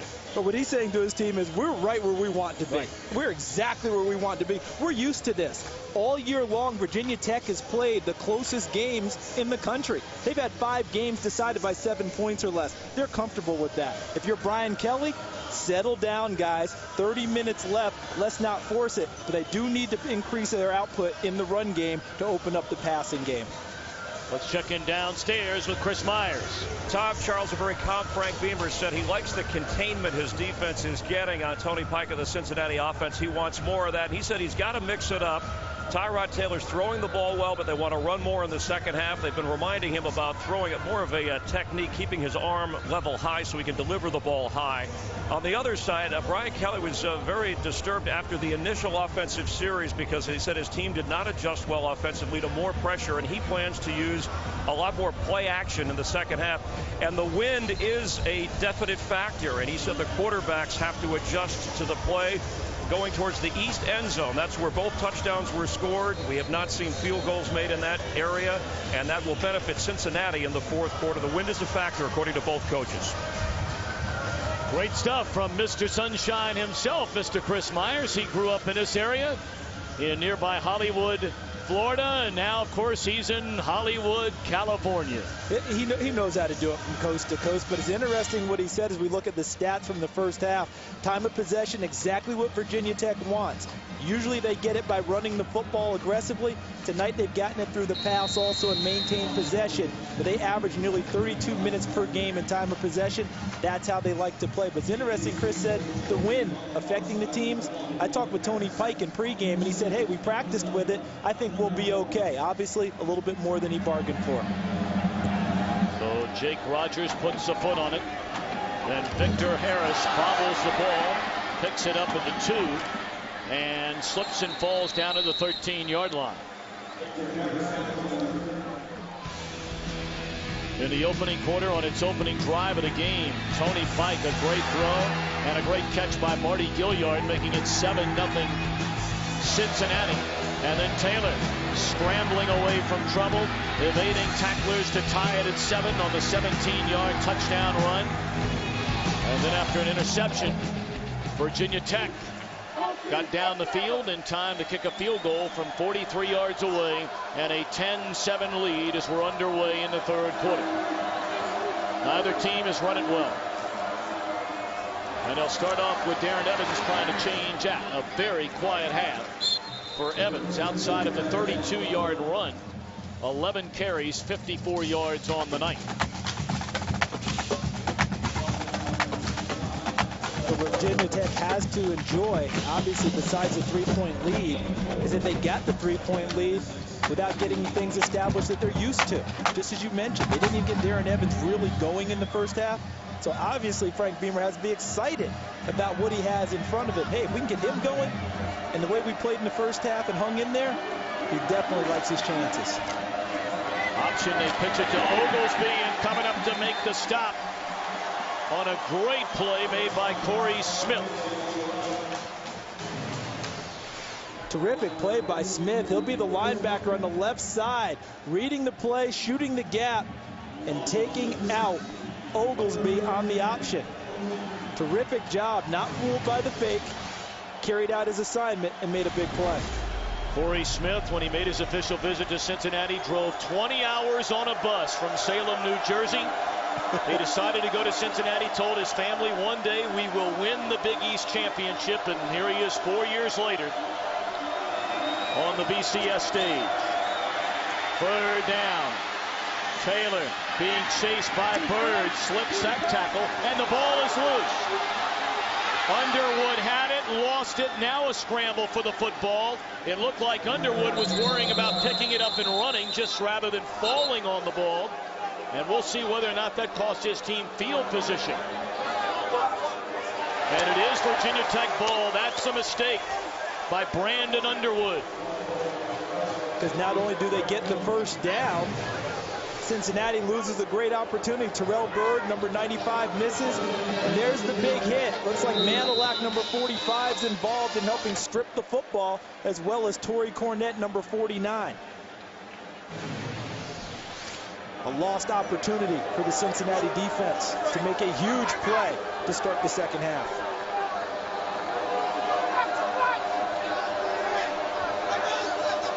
Virginia Tech loves this set. Heavy two tight ends, power sets.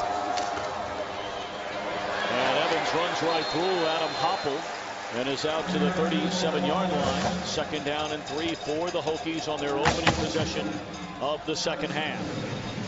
Watch number 44, Devin Perez, right here.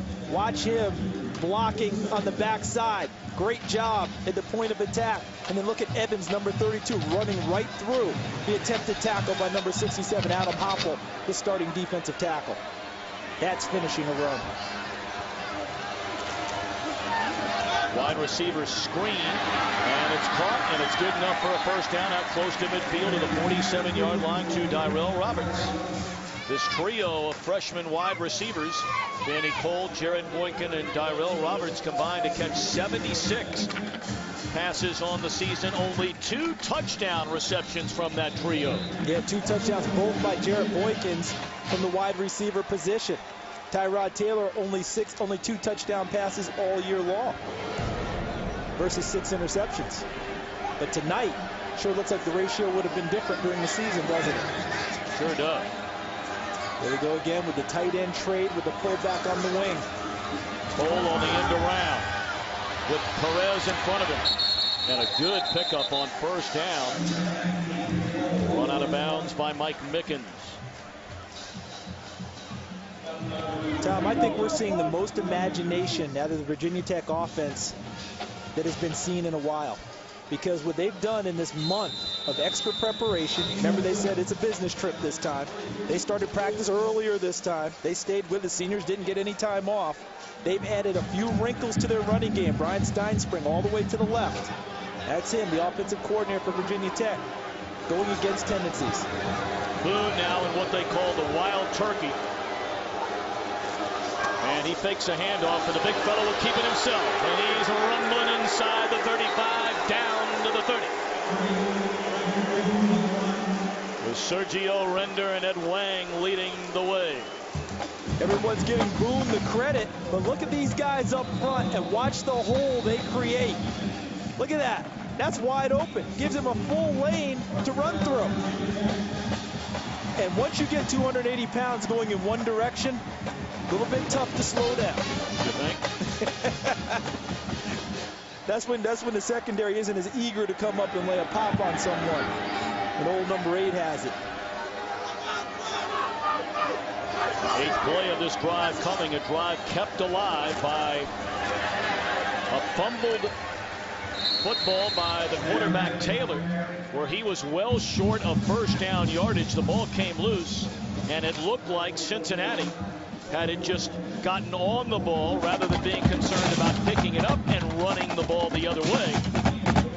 Gave Virginia Tech additional downs, and they're taking advantage. And the offensive line was part of this story coming into it. You detailed it, Tom. Nick Marshman, academically ineligible. Sergio Render changing positions at the guard.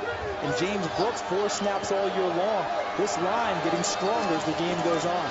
And around again to Tyrell Roberts, cuts it to the inside and close to another first down. Is that Darren Evans, number 32? Normally the good who carries the ball. Watch to the left of your screen, leading Roberts. Watch 32. Excellent block downfield, allowing Roberts more room before Lamont Nelms, number 10, brings him down. To be a complete back, you've got to do it all.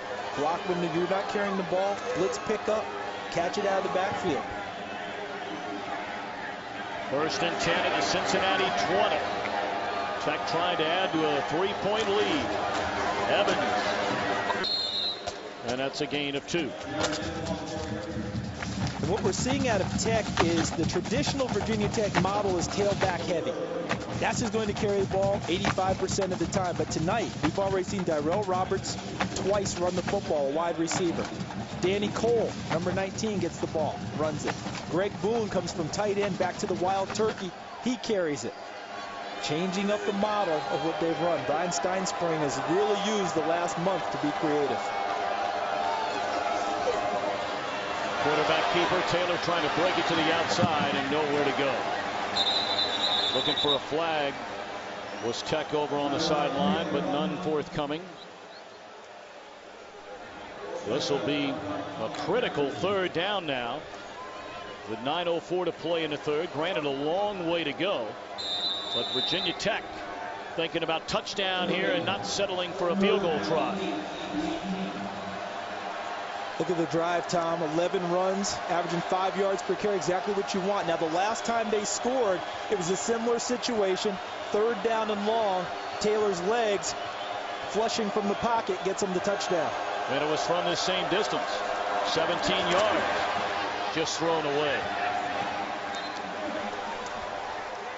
Lamont Nelms putting a lick on Tyrod Taylor. So a field goal try again for Dustin Keys. 1 of 2 on field goal attempts in the 1st half, including a 43-yarder to give Virginia Tech the lead on the final play of the 2nd quarter. It's going to sound strange, but no matter how this turns out, it's really a victory for Cincinnati because of the way Virginia Tech rolled downfield on the drive. Holding them to a field goal attempt is a key for the Bearcats. 35 yards away, and he just snuck it in the left upright. What, maybe by a foot? 13-7, Virginia Tech in front at the FedEx Orange Bowl in Miami.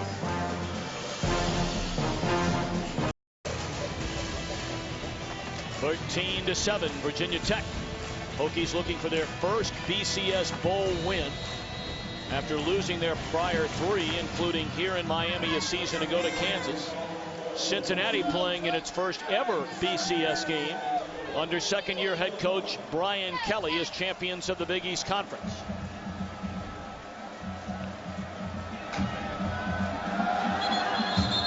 Ball blowing off the tee. It's happened a couple of times tonight. There's a lot of wind down there, as Chris talked about earlier, and you referred to as well, Charles, when you were on the field before the game. In this drive for Cincinnati, I think they need some real positives to happen. You know, this is a team that's used to moving the ball better. You pointed it out earlier, Tom. The first drive rolled right down the field. But since then, bottled up a little bit. They need to get their confidence back up and feel great about their offensive unit. Of course, they had the scoring try, missed a field goal, had another scoring chance inside the 10-yard line, and Pike threw the interception.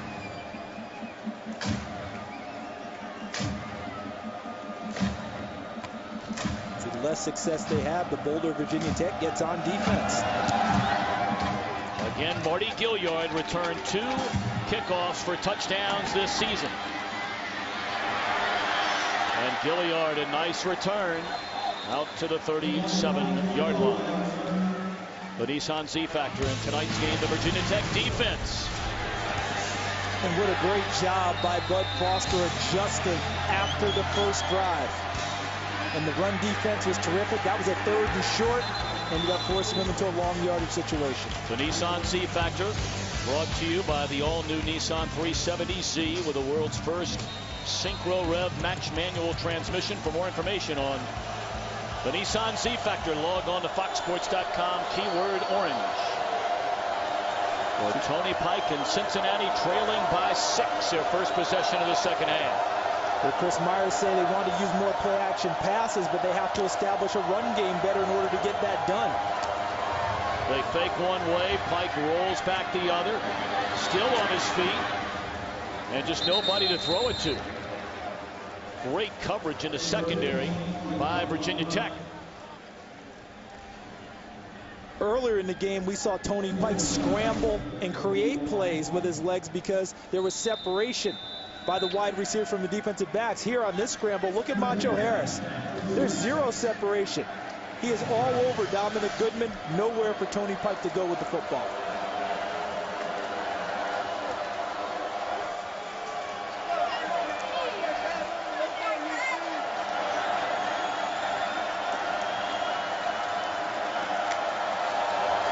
Second down and 10. That's play action. Then Pike down the middle of the field. And it is intercepted again. It's Cam Chancellor. He was looking for the tight end, Ben Gaduli. And Brian Kelly is none too happy.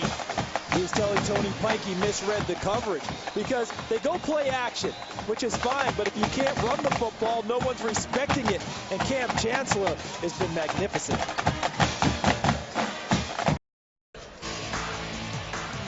Our aerial coverage for tonight's game, the FedEx Orange Bowl, is presented by Budweiser. Frustration on the Cincinnati sideline. Brian Kelly told me he went to the wrong spot with the ball by reading the coverage he read. He should have gone elsewhere with the football. But all that being said, that was a terrific play by Cam Chancellor in the middle because he's the guy they were supposed to be able to isolate and pick on in the pass game. Taylor caught from behind. And that's a transfer from Ohio State, Brandon Underwood. A loss of 4 on first down. 13-7, Virginia Tech leading midway through this third quarter from the FedEx Orange Bowl in Miami. Marty Gilliard already a season high 128 receiving yards on just 5 catches.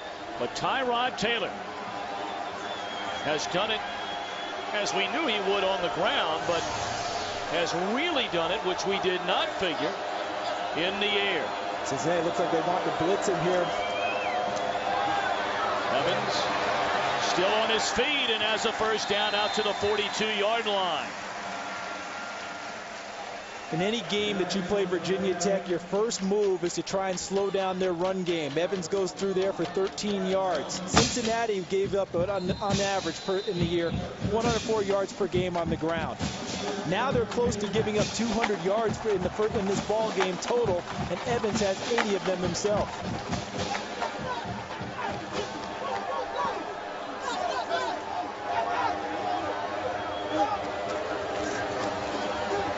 Again, you know, oftentimes you put up a number like that and you see 15 carries, 80 yards. You think he's and granted, he's gained 80 yards on 15 carries, but it's very, very misleading sometimes. He had 1 carry in the game that went for 32 yards. Yeah. But what's happening now is we're starting to see a little more consistency in his running.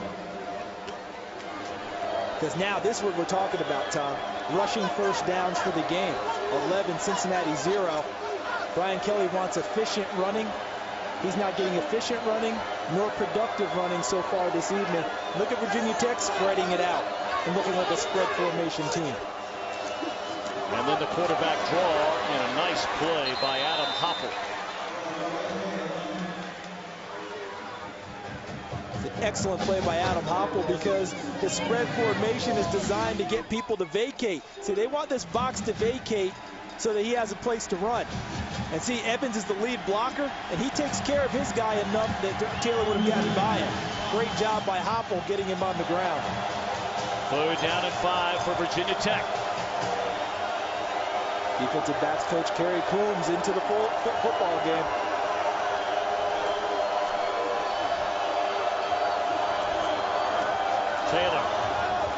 caught by Cole. And it looks like he has enough for a first down, depending on the spot. Wrapped up and dropped immediately by Brad Jones. But it appears to be good enough to move the chains. It is.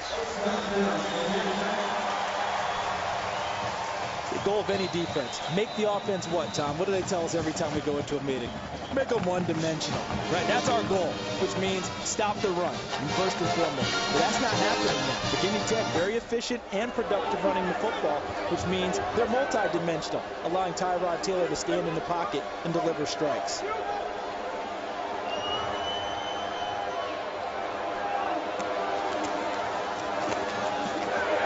Dropped 3 yards behind the line of scrimmage. On first down. Nice play again there by Cincinnati defensively, as they have really been handled on the ground. We've seen two really good revealing graphics so far. 11 rushing first downs for Virginia Tech in the game to 0 for Cincinnati. And you just saw it on your screen a minute ago. The time of possession. Virginia Tech holding over Cincinnati here in the third quarter. Eating up clock, eating up ground, and really chipping away at the confidence of the Cincinnati defense. Taylor on second down, and the football is loose, and Taylor covered it back up. Barwin initially providing the pressure, and then the redshirt freshman John Hughes picks up the sack. And the reason Hughes able to get there, besides his own physical abilities, great coverage in the secondary. Made him hold the football, made him try and move around in the pocket, and then Hughes gets there and almost creates a turnover. Under 3.5 to play in the third quarter, a 3rd and 19 for the Hokies. Let's see if they decide to go quarterback draw or maybe even a run play here with the way Bud Foster's defense is playing. Taylor, good protection, looking for Roberts down the sideline, and that ball is 15 yards out of bounds. So Virginia Tech will have to punt. You know what that call was? Their version of maybe a punt. Hey, maybe we'll get interference down the sideline. If not, maybe we hit a big play. If nothing else, we go ahead and punt the ball away. Took a shot. Brent Bowden, the junior out of Centerville, Virginia, set to punt it away to D'Angelo Smith. 12 years have gone by since Cincinnati has returned a punt for a touchdown. 130 games, the second longest streak in all of college football. Smith fumbled it and got on top of it.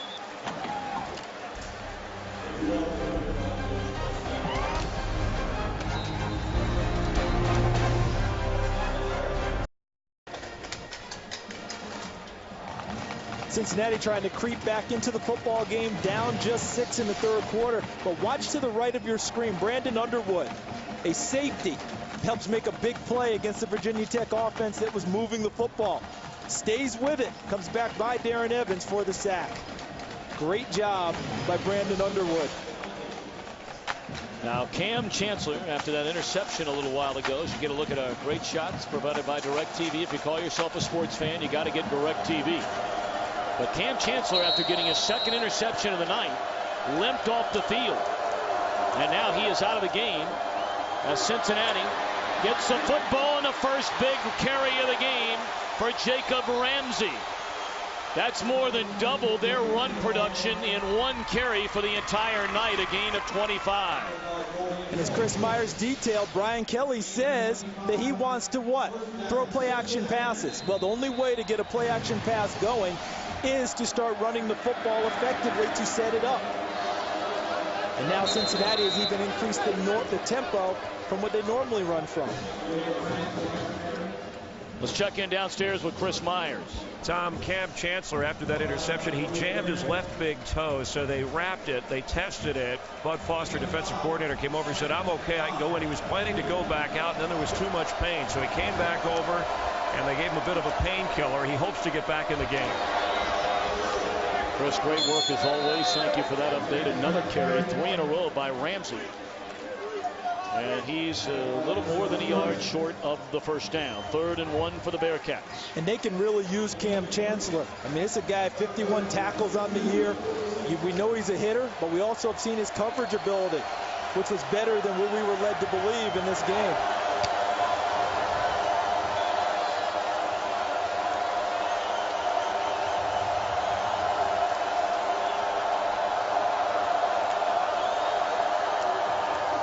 Pike will take it himself. Takes a lick, stays on his feet, and picks up the first down to the Virginia Tech 44-yard line. Sturdivant and Grimm converge on the tackle. Cincinnati has had, by and large, next to zero offense since the opening drive of the game, spanning 76 yards and chewing up less than 2 minutes on their lone score of the night, the touchdown pass from Pike to Gilliard. And you see Tech has dominated this quarter, but it's still just a 6-point game. Goebel in the game. Sturdivant losing his helmet. Well, what a great young man Sturdivant is. I mean, both of these teams, the young men we met, so impressive. Sturdivant, both of his parents are ministers in Norfolk, Virginia. What a delight to have a chance to visit with all of these players. Pike wrapped up by Orion Martin, who's gone from an unknown walk-on from Norfolk State to a starter at defensive end in just over 2 years. And his brother Cam Martin, number 41, Orion Martin, number 90. Cam Martin was heavily recruited. Orion Martin had to earn his way. Cam Martin could have gone anywhere in the country. And Sturdivant comes out, and Jonas Housewright, number 89, comes into the game. Sturdivant lost his helmet. Yeah, and he's lost it a couple of times, so they have to get the strap fixed on it. Cincinnati 2 of 6, converting on 3rd down. This is 3rd and 8. Here comes a blitz. And Pike just spikes it in the ground. He took a hit from Cody Grimm, who just has a knack for making plays. Is Brian Kelly considering going for it here on 4th down and 8? I don't see how with the weapon he has in Huber, the punter. He's only down 6. And you notice how he tried to snap his team up a little bit. You mentioned it, Tom, how they increased the tempo in the no huddle. I think that was by design to try and shake the team up a little bit, maybe wake them up, get them going. It worked for a few plays, but ultimately Virginia Tech shut it down. Grimm with the hit on the quarterback, and the rest of the guys snuffing out the screen pass. Huber will pin Virginia Tech inside the 20. They'll spot it at the 14-yard line. Final seconds of the 3rd quarter. A 3rd quarter dominated by the Hokies. Gilliard, the big receiving numbers. And Tyrod Taylor getting it done on the ground, in the air, 186 yards from scrimmage. Cincinnati's defense needs to capitalize on field position here and help out their offense by forcing at least a 3-and-out. They hand it to Evans, and he breaks into the open field and is all the way to the 35. A 21-yard gain for Darren Evans. So a 6-point spread at the end of 3 quarters from the FedEx Orange Bowl.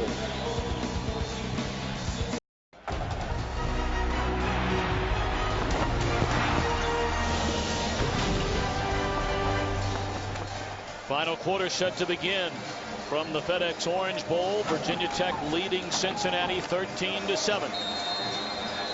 Look at this offensive line, this rebuilt, restructured offensive line, winning the battles up front, including time of possession. And more yardage on the ground as Evans carries into Bearcats territory down to the 45-yard line. And look at how the 3rd quarter stats illustrate what Virginia Tech was getting done. 101 total yards, 86 on the ground, 11-19 time of possession. But the only note of caution I've got to throw in, Virginia Tech only scored 3 points despite all that dominance. Cincinnati only down 6. And remember, they scored 19 in the 4th quarter to come back and win at Hawaii. Cincinnati has confidence that they can hang in. Macho Harris has come into the game on offense for the first time. That's him in motion. And it's Boone out of the wild turkey formation, as Frank Beamer likes to call it. And Boone picks up a couple of yards. You know, Boone wearing that single-digit number 8, it's just not enough number for that big man. No. Already said when he's in the game, he ought to get 3 numbers. Listen, when he's in the game, they're automatically in 2 tight ends. All right. So when you have that, I mean, when he's in, that's automatic double guy. So that's a heck of a load coming at you. But again, the imagination of Steinspring tonight, the offensive coordinator, showing so many different looks, even out of the formations they've shown during the year.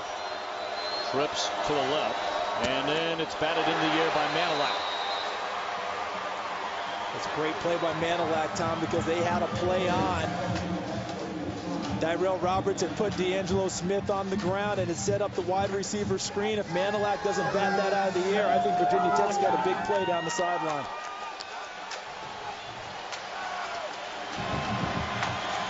This becomes a very important play as now we have reached the final quarter.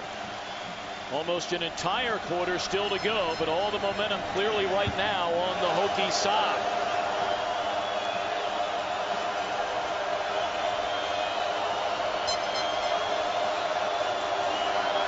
Taylor looking around and down. No, he got it away. And it's almost intercepted. Connor Barwin, Lamont Nelms both applying the pressure, and Taylor has not gotten up. The stellar defensive ends for Cincinnati now coming into play from the right side of your screen, the bottom, number 5, Connor Barwin. First guy there, and he gets some help from his partner from the left side. Lamont Nelms forcing the incompletion, and Virginia Tech will punt it away. It's a nice stand for Cincinnati on defense. D'Angelo Smith standing back inside his own 10, waiting on the Brett Bowden punt. The Hokies leading by 6 points. Smith, a fair catch, fields it cleanly at the 14-yard line. It has been a struggle for Cincinnati on offense since their first drive of the night.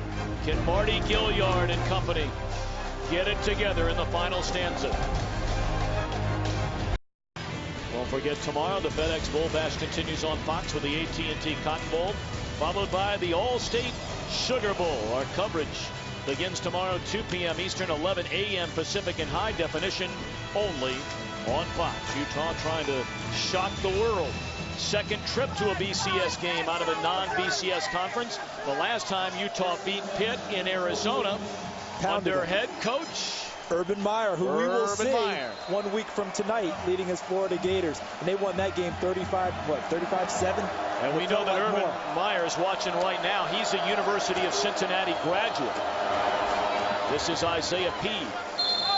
And let's check in downstairs with Chris Meyer. Well, we showed you earlier Tony Pike getting an earful from Brian Kelly after the interception. Even the next series, he was chewed out for not making better decisions going against the wind, throwing into the wind where the ball would hang up a little bit. He was reminded prior to this series, the wind is at your back. All scoring has been from field goals and touchdowns in the direction that Cincinnati is headed. His coach said, go for it.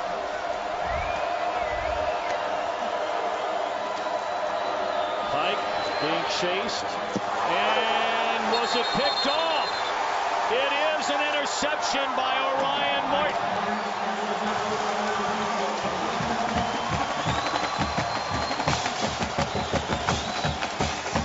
Third interception of the game thrown by Pike, and this is a huge pick. Virginia Tech under Bud Foster, known for their zone blitzing, meaning they rush other people and drop linemen. This is Orion Martin, number 90.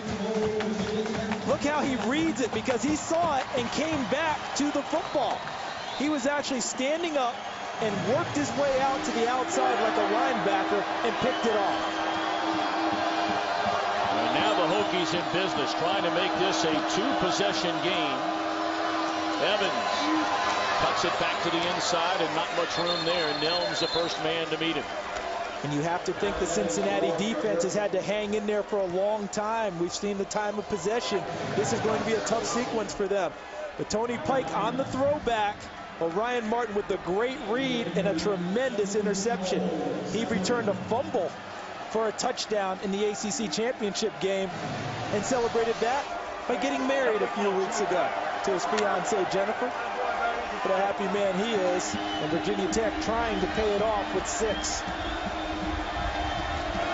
They hand it again to Evans, trying to bounce it to the outside, and Terrell Byrd able to wrap him up. 3rd down and goal for the Hokies. Anything less than a touchdown here is a failure for the Virginia Tech team. They've got momentum going. They've been running the football so effectively and pounding Cincinnati in the second half, but they haven't been able to get into the end zone. They have to here in order to really feel good about the latest turnover they forced.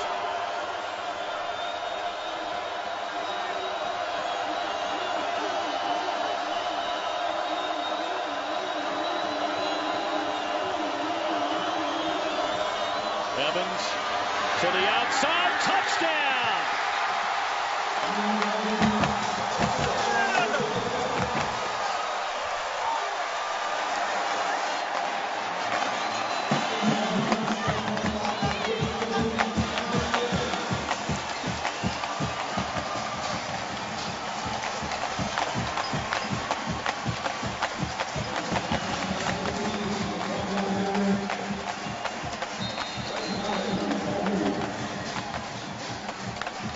Now the point after for Dustin Keys.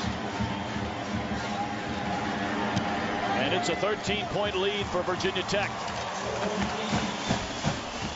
This is like their out pitch for a baseball pitcher. Watch here, and the cutback is over here. And look at that. Block it to the left side, wall it off, and Virginia Tech gets it done. Well, in the opening quarter, Tony Pike lights out. Virginia Tech has turned out the lights ever since. Second half, it was 0 for 3 throwing the football, 2 interceptions. Of course, their starter 2 seasons ago, in fact for 2 years, was Dustin Grutze, who was a starter at the beginning of this year before breaking his leg the second game of the season at Oklahoma. Very short kickoff, but who wants to field it? It'll be Gilliard, still on his feet, and dropped at the 40-yard line. Now we have almost an entire quarter to play here, so you can't let it get away quite yet. 50th anniversary of the Orange Bowl, pitted Nebraska against Miami in '84. Always remembered for the legendary Fumble-Rooski. 2-point conversion. Miami stopped the Cornhuskers, and the Hurricanes won the game 31-30 to claim their first national championship. Dean Steinkuhler on the Fumble-Rooski, and Ken Calhoun knocking away the 2-point pass from Turner Gill and preserving a championship for Miami. Remember, if Nebraska kicks the ball, they might have got it. They would have had a tie, might have won a national title. Goebel cuts it back to the inside on 1st down, and he'll pick up 8 yards. So it is a 13-point spread, a 2-possession game. Obviously now it is a 2-touchdown game as far as the Bearcats are concerned. Look at the graphic there. They are a no-huddle team predominantly, so anytime they end up huddling, it's usually a surprise anyway. But still, you've already mentioned, still most of the 4th quarter to play. Plenty of time, no time to panic yet for Cincinnati. That is good enough for a 1st down, crossing into Virginia Tech territory at the 49. One of the things I think that serves Cincinnati well is they hang their hat on, we try to avoid the scoreboard. We just go play, and at the end of 4 quarters, we'll sort it out. When Brian Kelly tells us, we teach these guys to be hunting dogs. Just continue to hunt. We'll continue to coach. You continue to play. Because if they look at the scoreboard, they'd be discouraged right now. They fake it to Goebel. Pike looking for Gilliard, who makes the catch, and that is a 1st down at the Virginia Tech 34-yard line. And the clock stops with 10:25 to play. First time we've called Gilliard's name in quite a while. Terrific catch. Pike able to step into the throw before the pressure gets into his face, but look at Gilliard on the sidelines. Both toes inside, catches it, big 1st down for Cincinnati. Dominic, good one on the quick hitter. And that'll be a gain of close to 5. So the Bearcats moving right down the field quickly after the very short kickoff a moment ago by Virginia Tech that was returned by Gilliard out to the 40-yard line. And one thing to keep in mind for Cincinnati, their last time out at Hawaii, down 24-10 in the fourth quarter, scored 19 to win it. Pike lays it off for Gilliard, back to the inside, and he's down to the 17-yard line. Another Cincinnati first down. What a great job by Marty Gilliard. We've been talking about Tyrod Taylor and his elusiveness all night long. Gilliard from left into the middle. Now watch the move he puts on these guys and cuts it back inside for more yardage.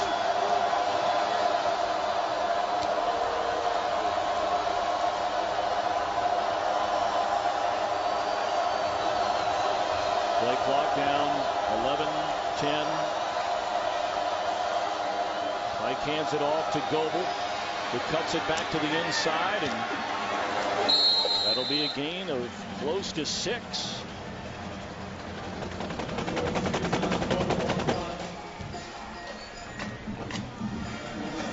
Getting a little more efficient running the football now at Cincinnati, and look at Virginia Tech's record. It tells the tale, doesn't it? The defense has to take care of the offense for the most part this year. Less than 13 points, they're 5-0. More than 14, now it's a toss-up. Barnett in motion.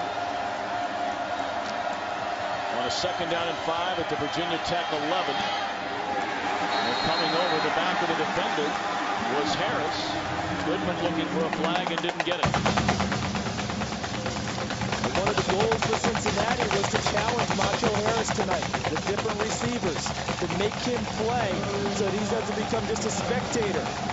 Well, for the most part, Macho Harris has held up quite well this evening, has won most of the vast majority of his one-on-one battles. Well, he's an outstanding player. He's a terrific talent. You can see why he's an All-American. Trips to the left for Cincinnati on this 3rd down. Pike looking, and throws it off. Is the catch good? No, it is incomplete. There is a penalty flag on the far side of the field along the sideline. Gilliard tried to dive back and make that catch. John Graves putting the heat on Pike. Legal shift against Cincinnati.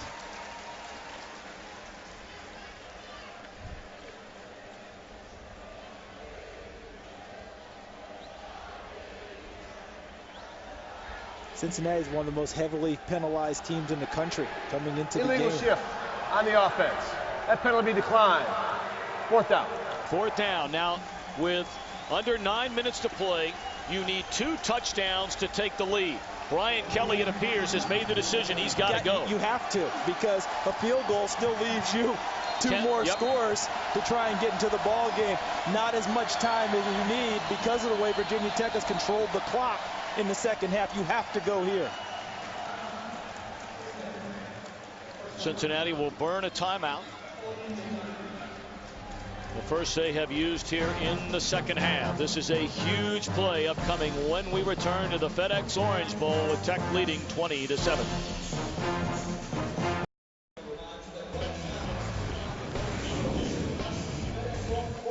Here are our FedEx air and ground plays of the game. In the air to Gilliard for the first score of the night on Cincinnati's first possession. And on the ground, Tyrod Taylor. This touchdown tied the game at 7. Since then, Virginia Tech has scored 13 unanswered points. And at least up until this 8:36 mark of the game, and there's still a long way to go, this is the play of the night. 4th down for Cincinnati.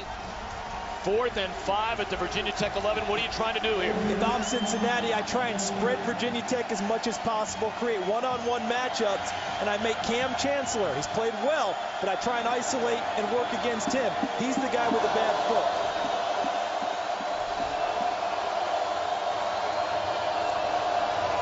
Five receiver set. They do spread it out. And Pike finds Goodman, and that is a first down to keep the drive alive. First and goal inside the 5. Goodman now 1 reception short of the all-time Cincinnati record. He already owns school records in receiving yards and touchdowns. Well-designed play by Brian Kelly. Sent everyone deeper into the end zone. Dragged Dominic Goodman underneath.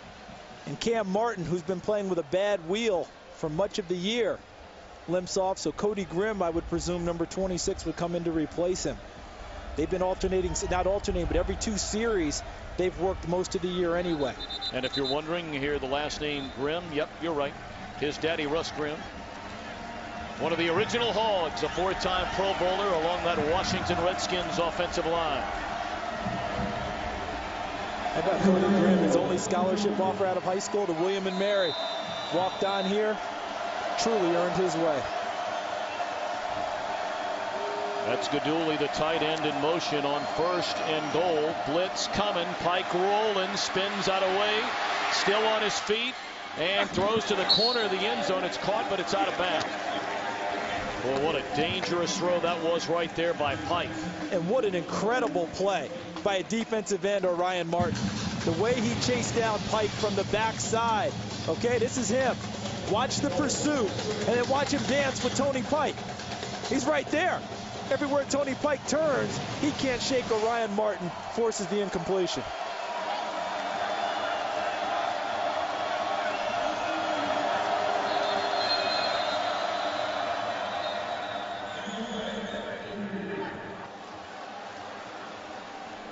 He's going to take a look to see if that ball actually was caught in bounds.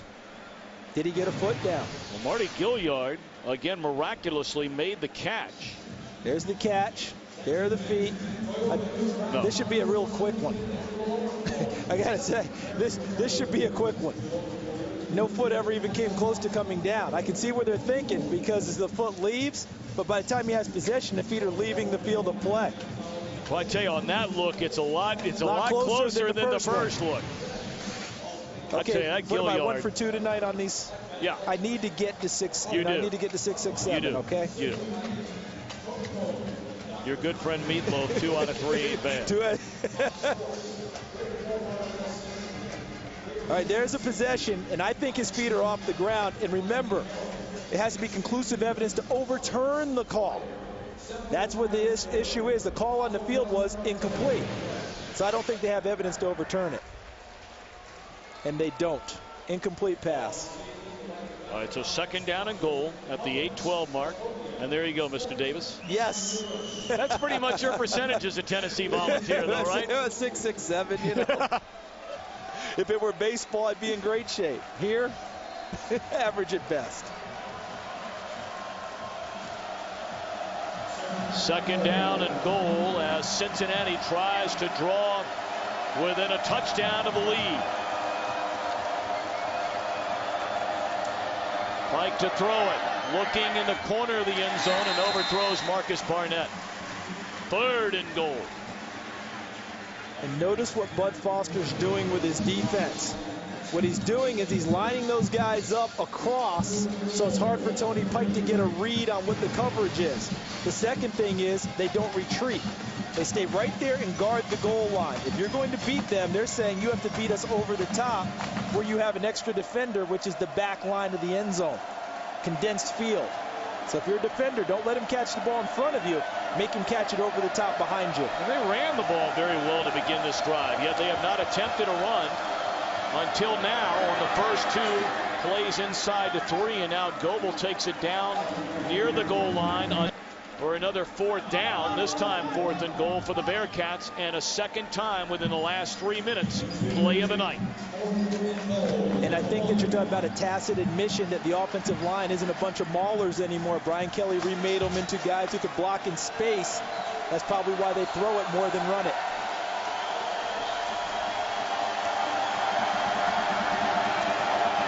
Pike on the keeper, and is denied the end zone.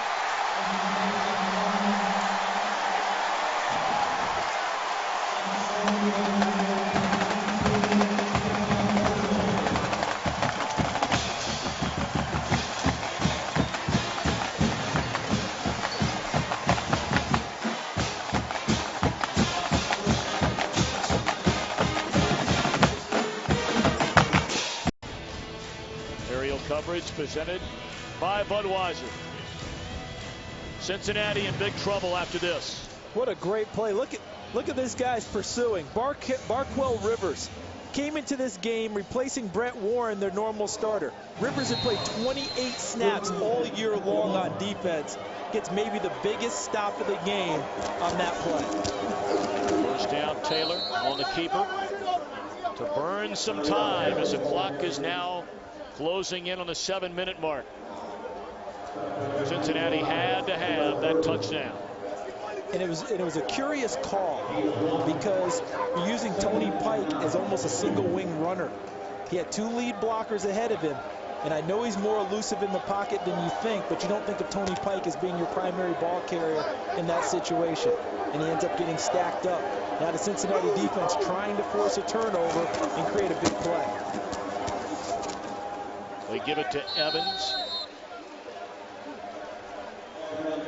Second down and 9 coming up on the season. Virginia Tech rushed for 168 yards per game, 3rd most in the ACC. But tonight, 249 big ones. You know what's coming flooding back to me now? Our meeting with Frank Beamer. You know how actors always say, what's my motivation? Frank Beamer talked about motivation, what, 80% of our talk with him? You know, he was almost, I think he was trying to tell his team, we're Virginia Tech, and everyone says we're the underdog. How great is that for us? And we need to get some respect back in our program by winning a BCS Bowl. Not only respect in their programs, they're going to have to punt it away 3 and out. The Atlantic Coast Conference. Tech trying to break an 8-game BCS losing streak for the ACC. Their last win in a BCS game was the '99 title game in New Orleans. That's when Florida State beat Frank Beamer's Virginia Tech Hokies. Of course, Tech then champions of the Big East Conference. What was his great quote before this game? Frank Beamer, we are all well aware we are carrying the flag for the ACC. 1-9 in BCS bowl games coming into tonight's FedEx Orange Bowl. They got to believe Cincinnati will be coming after this one hard. They are, and just missed it. There's a flag down, and this might be roughing the kicker against the Bearcats, and if it is, they're in even deeper trouble. John Goebel. Personal foul. Roughing the kicker, number 22 on the defense. 15 yards from the previous spot. Automatic first down. Trying so hard to make a play. It's like Goebel's coming off the edge, untouched number 22. And actually gets blocked a little bit by Jonas Housewright, number 89, which is what Goebel's going to say, but his angle was wrong all the way through. You have to come at an angle in front of the punter to take it off his foot so that if you miss him. But he came more direct so that when he missed, he got it. And now Cincinnati has to go back on defense. And look at the space that's opened up for Virginia Tech. They don't have to just run quarterback sneaks coming off the goal line. Terrell Byrd right there. Bearcats have 2 timeouts left as we've hit the 5-minute mark. Good time of possession for this half, Tom. And a lot of times time of possession can be misleading, but the way Virginia Tech likes to play, those are the numbers they want to see. And they finally paid it off with the Darren Evans touchdown run. Remember, for the longest time, they were eating clock, but they kicked only 1 field goal. Cincinnati still in the game. Finally, the touchdown to give them a little breathing room. And, of course, all of that on a huge interception inside their own 10-yard line, thrown by Tony Pike. It was intercepted by Orion Martin. Evans bounces it to the outside as a first down.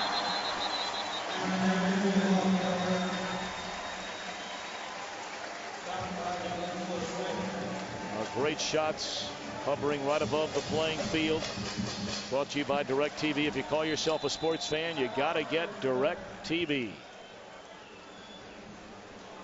Injured Bearcat on the field is D'Angelo Smith. But you have to think at this stage of the game, the Cincinnati defense has to be exhausted.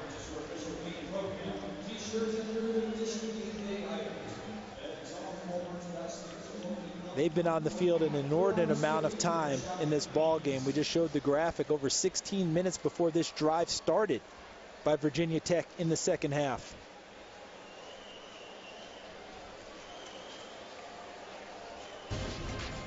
Well, this week the NFL's postseason begins as Fox NFL Sunday brings you the Eagles and the Vikings. Coverage begins with the Built Ford Tough NFL Fox Sunday pregame show, 4 p.m. Eastern, 1 p.m. Pacific. It's good news. D'Angelo Smith is okay. He's had a nice career at Cincinnati. You said it before. Overlooked because of Mike Mickens, Brandon Underwood coming in and playing this year so well. D'Angelo Smith was second-team All-League last year, overlooked this year. He's a heck of a player. And Virginia Tech playing some Beamer ball tonight, aren't they? Take care of the football on offense, win the game with special teams and a suffocating defense. You know, really both of these defenses have been sensational here tonight. I mean, you consider the interception, as we mentioned, thrown by Pike, which gave Virginia Tech 1st and goal inside the 10. Tech able to get it into the end zone for a touchdown, but outside of that, 13 points they've allowed. But this was a huge interception. Our All-State good hands play of the game.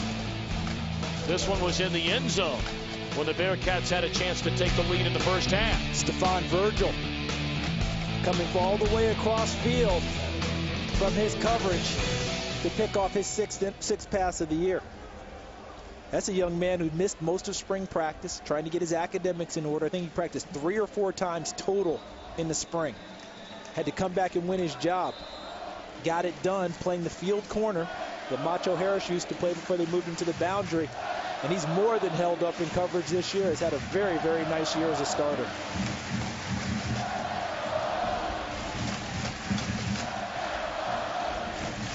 Well, those that have stayed on a very, very late night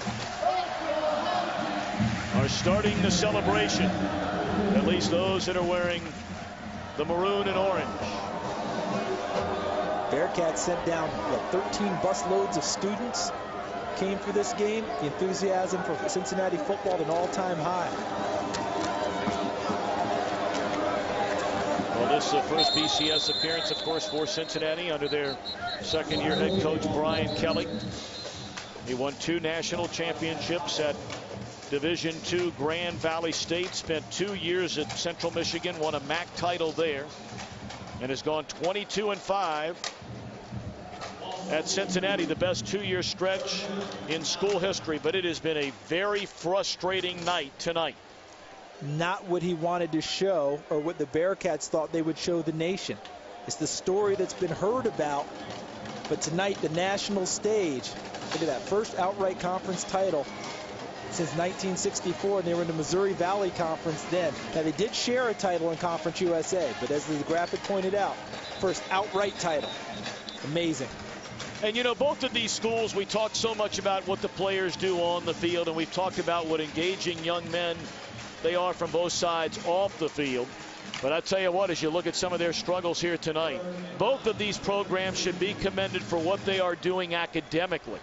Cincinnati was one of 7 programs in all of D1 to graduate 90% of its players or more on the football team since 2001. And Frank Beamer's team, one of 33, Cincinnati obviously in that group as well, to graduate better than 75% of its players. So both of these coaches, they're getting it done on the field and demanding that their players also achieve success in the classroom. Coaches, administrations, it's a priority. So you're getting the well-rounded student athlete and young men who are going to go out and do quite well for themselves when all this is over. That's the goal, right? And you can understand after spending time around both of these guys. Oh, without question. I mean, they're both high-quality men, terrific coaches. And I've just enjoyed being around both programs this week. Cincinnati they were using timeouts, trying to get the ball back. They've got to score quickly, obviously. And if they're able to do that, the downside kick and try it again. Snap the ball with 1 second left on the play clock. Smith with some room, still on his feet across the 45 and tackled at the 48-yard line with 2:31 to go from Miami.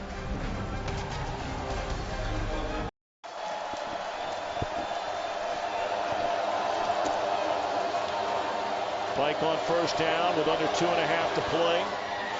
Throws his 4th interception of the night, and this one's Cody Grimm.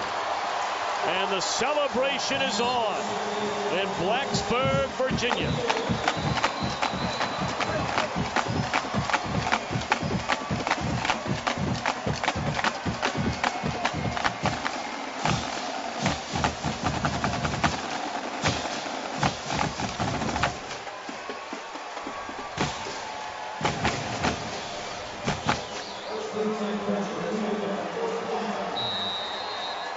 Tony Pike flushed out of the pocket again, looking to throw the ball back inside. A very athletic play by Cody Grimm, reading his eyes and dropping inside and picking it off. And Virginia Tech, mission accomplished.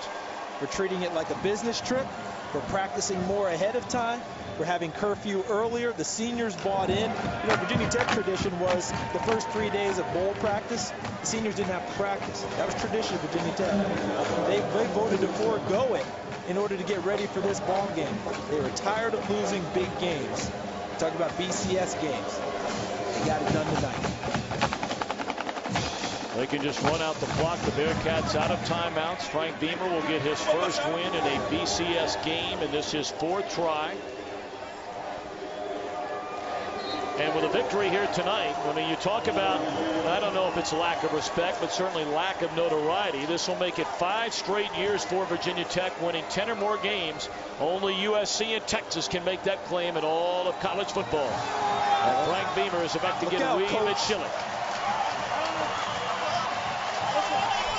Didn't even flinch. How happy is he? Well, who'd they get? Did they get Coach Beamer? Got him. Looks like another coach caught it. Everyone's happily going to get dunked tonight. There he is. Look at him. Ooh, that feels so good. Yes, it does.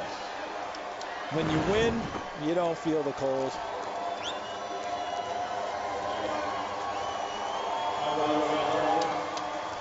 Our game tonight produced by Michael Burks, directed by Rich Russo. Our associate directors, Tom Yohe and Darren Foster. Our broadcast associates, Eric Mandia and Matt Saldana.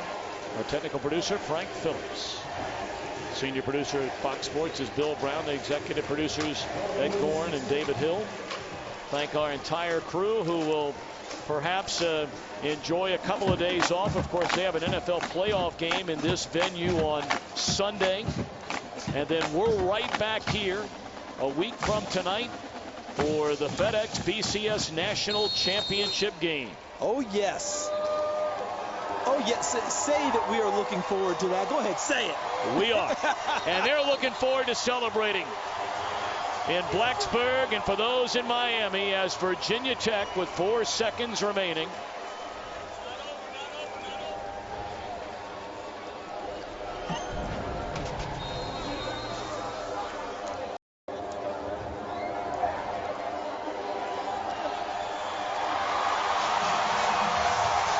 that will be the final snap of the night.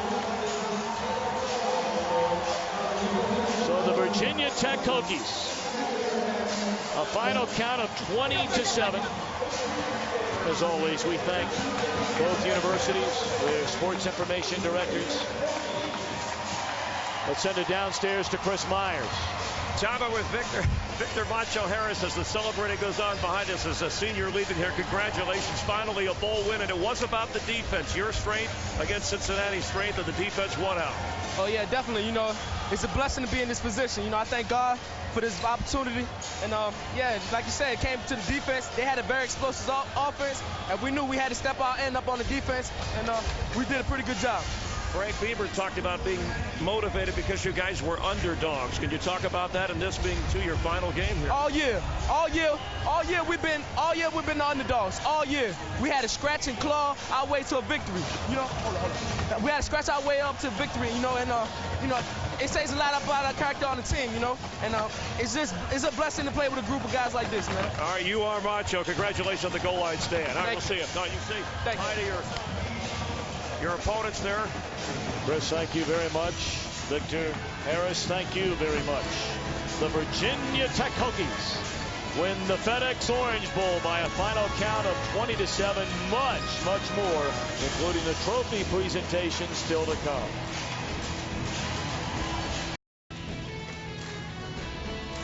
A championship trophy tonight from the FedEx Orange Bowl in store for Frank Beamer and the Virginia Tech Hokies. Let's go downstairs to Chris Myers. Chance of Let's Go Hokies, the band playing, the team gathered here with Frank Beamer. Congratulations, 75th anniversary. You are the champion here of the FedEx Orange Bowl. Thank you so much. And on behalf of these seniors and this football team, we want to thank those fans. You guys helped us again. Hey, and then this team played great. And how about our coaches? Did they coach great? Working the crowd like you worked your team, let me introduce Dan Ponce, who is a representative of the Orange Bowl Committee, to present the official trophy. Coach Beamer, first off, congratulations to everything you did this week, being down here. This is the 70th anniversary of the Orange Bowl. It's been fantastic to have our great friends and partners from the ACC down here this week. First off, I think we all need to congratulate the University of Cincinnati, Big East champions, for a great season. To you all, as ACC champions, and now finally, Orange Bowl champions, to you, to Dr. Steger, to Jim Weaver, and the entire Hokie Nation, I want to present to you, on behalf of the Orange Bowl and the South Florida community, the Orange Bowl trophy. Congratulations. Go Hokies. There you go. Clarence, here you go. All right, if we could, Coach, I want to present the Most Valuable Player Award. Juan Cento from FedEx will do that. Darren, on behalf of FedEx and the 290,000 FedEx employees and contractors around the world, I want to congratulate you on your MVP award.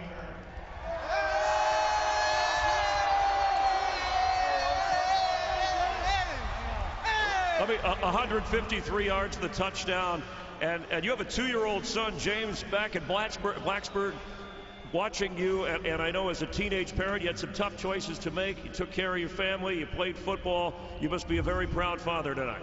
Oh, I am, and this is the only way I know how to show it. Come out here and play hard, play with the rest of the team. It was a good win right here. All right, congratulations again.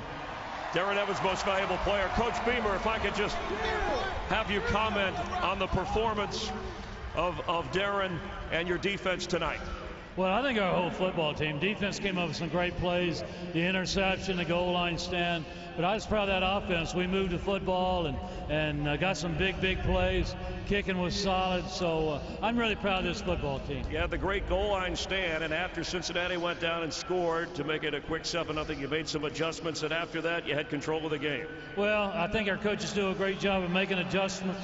It was just like all year long. We just keep battling, we keep looking forward, and find a way to win, and I'm proud of these guys. Always classy as your team is, Frank Beamer. Congratulations again. All right. Okay, thank you.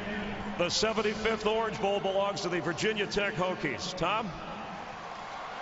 Chris Myers, thank you very much. So on their 4th try, the Hokies able to celebrate a victory in a BCS game. 20-7 the final. Still more to come from the studio in Los Angeles. For those of us here in Miami, we'll look forward to seeing you next Thursday night in the BCS National Championship game. But again, Chris and company standing by in LA after this.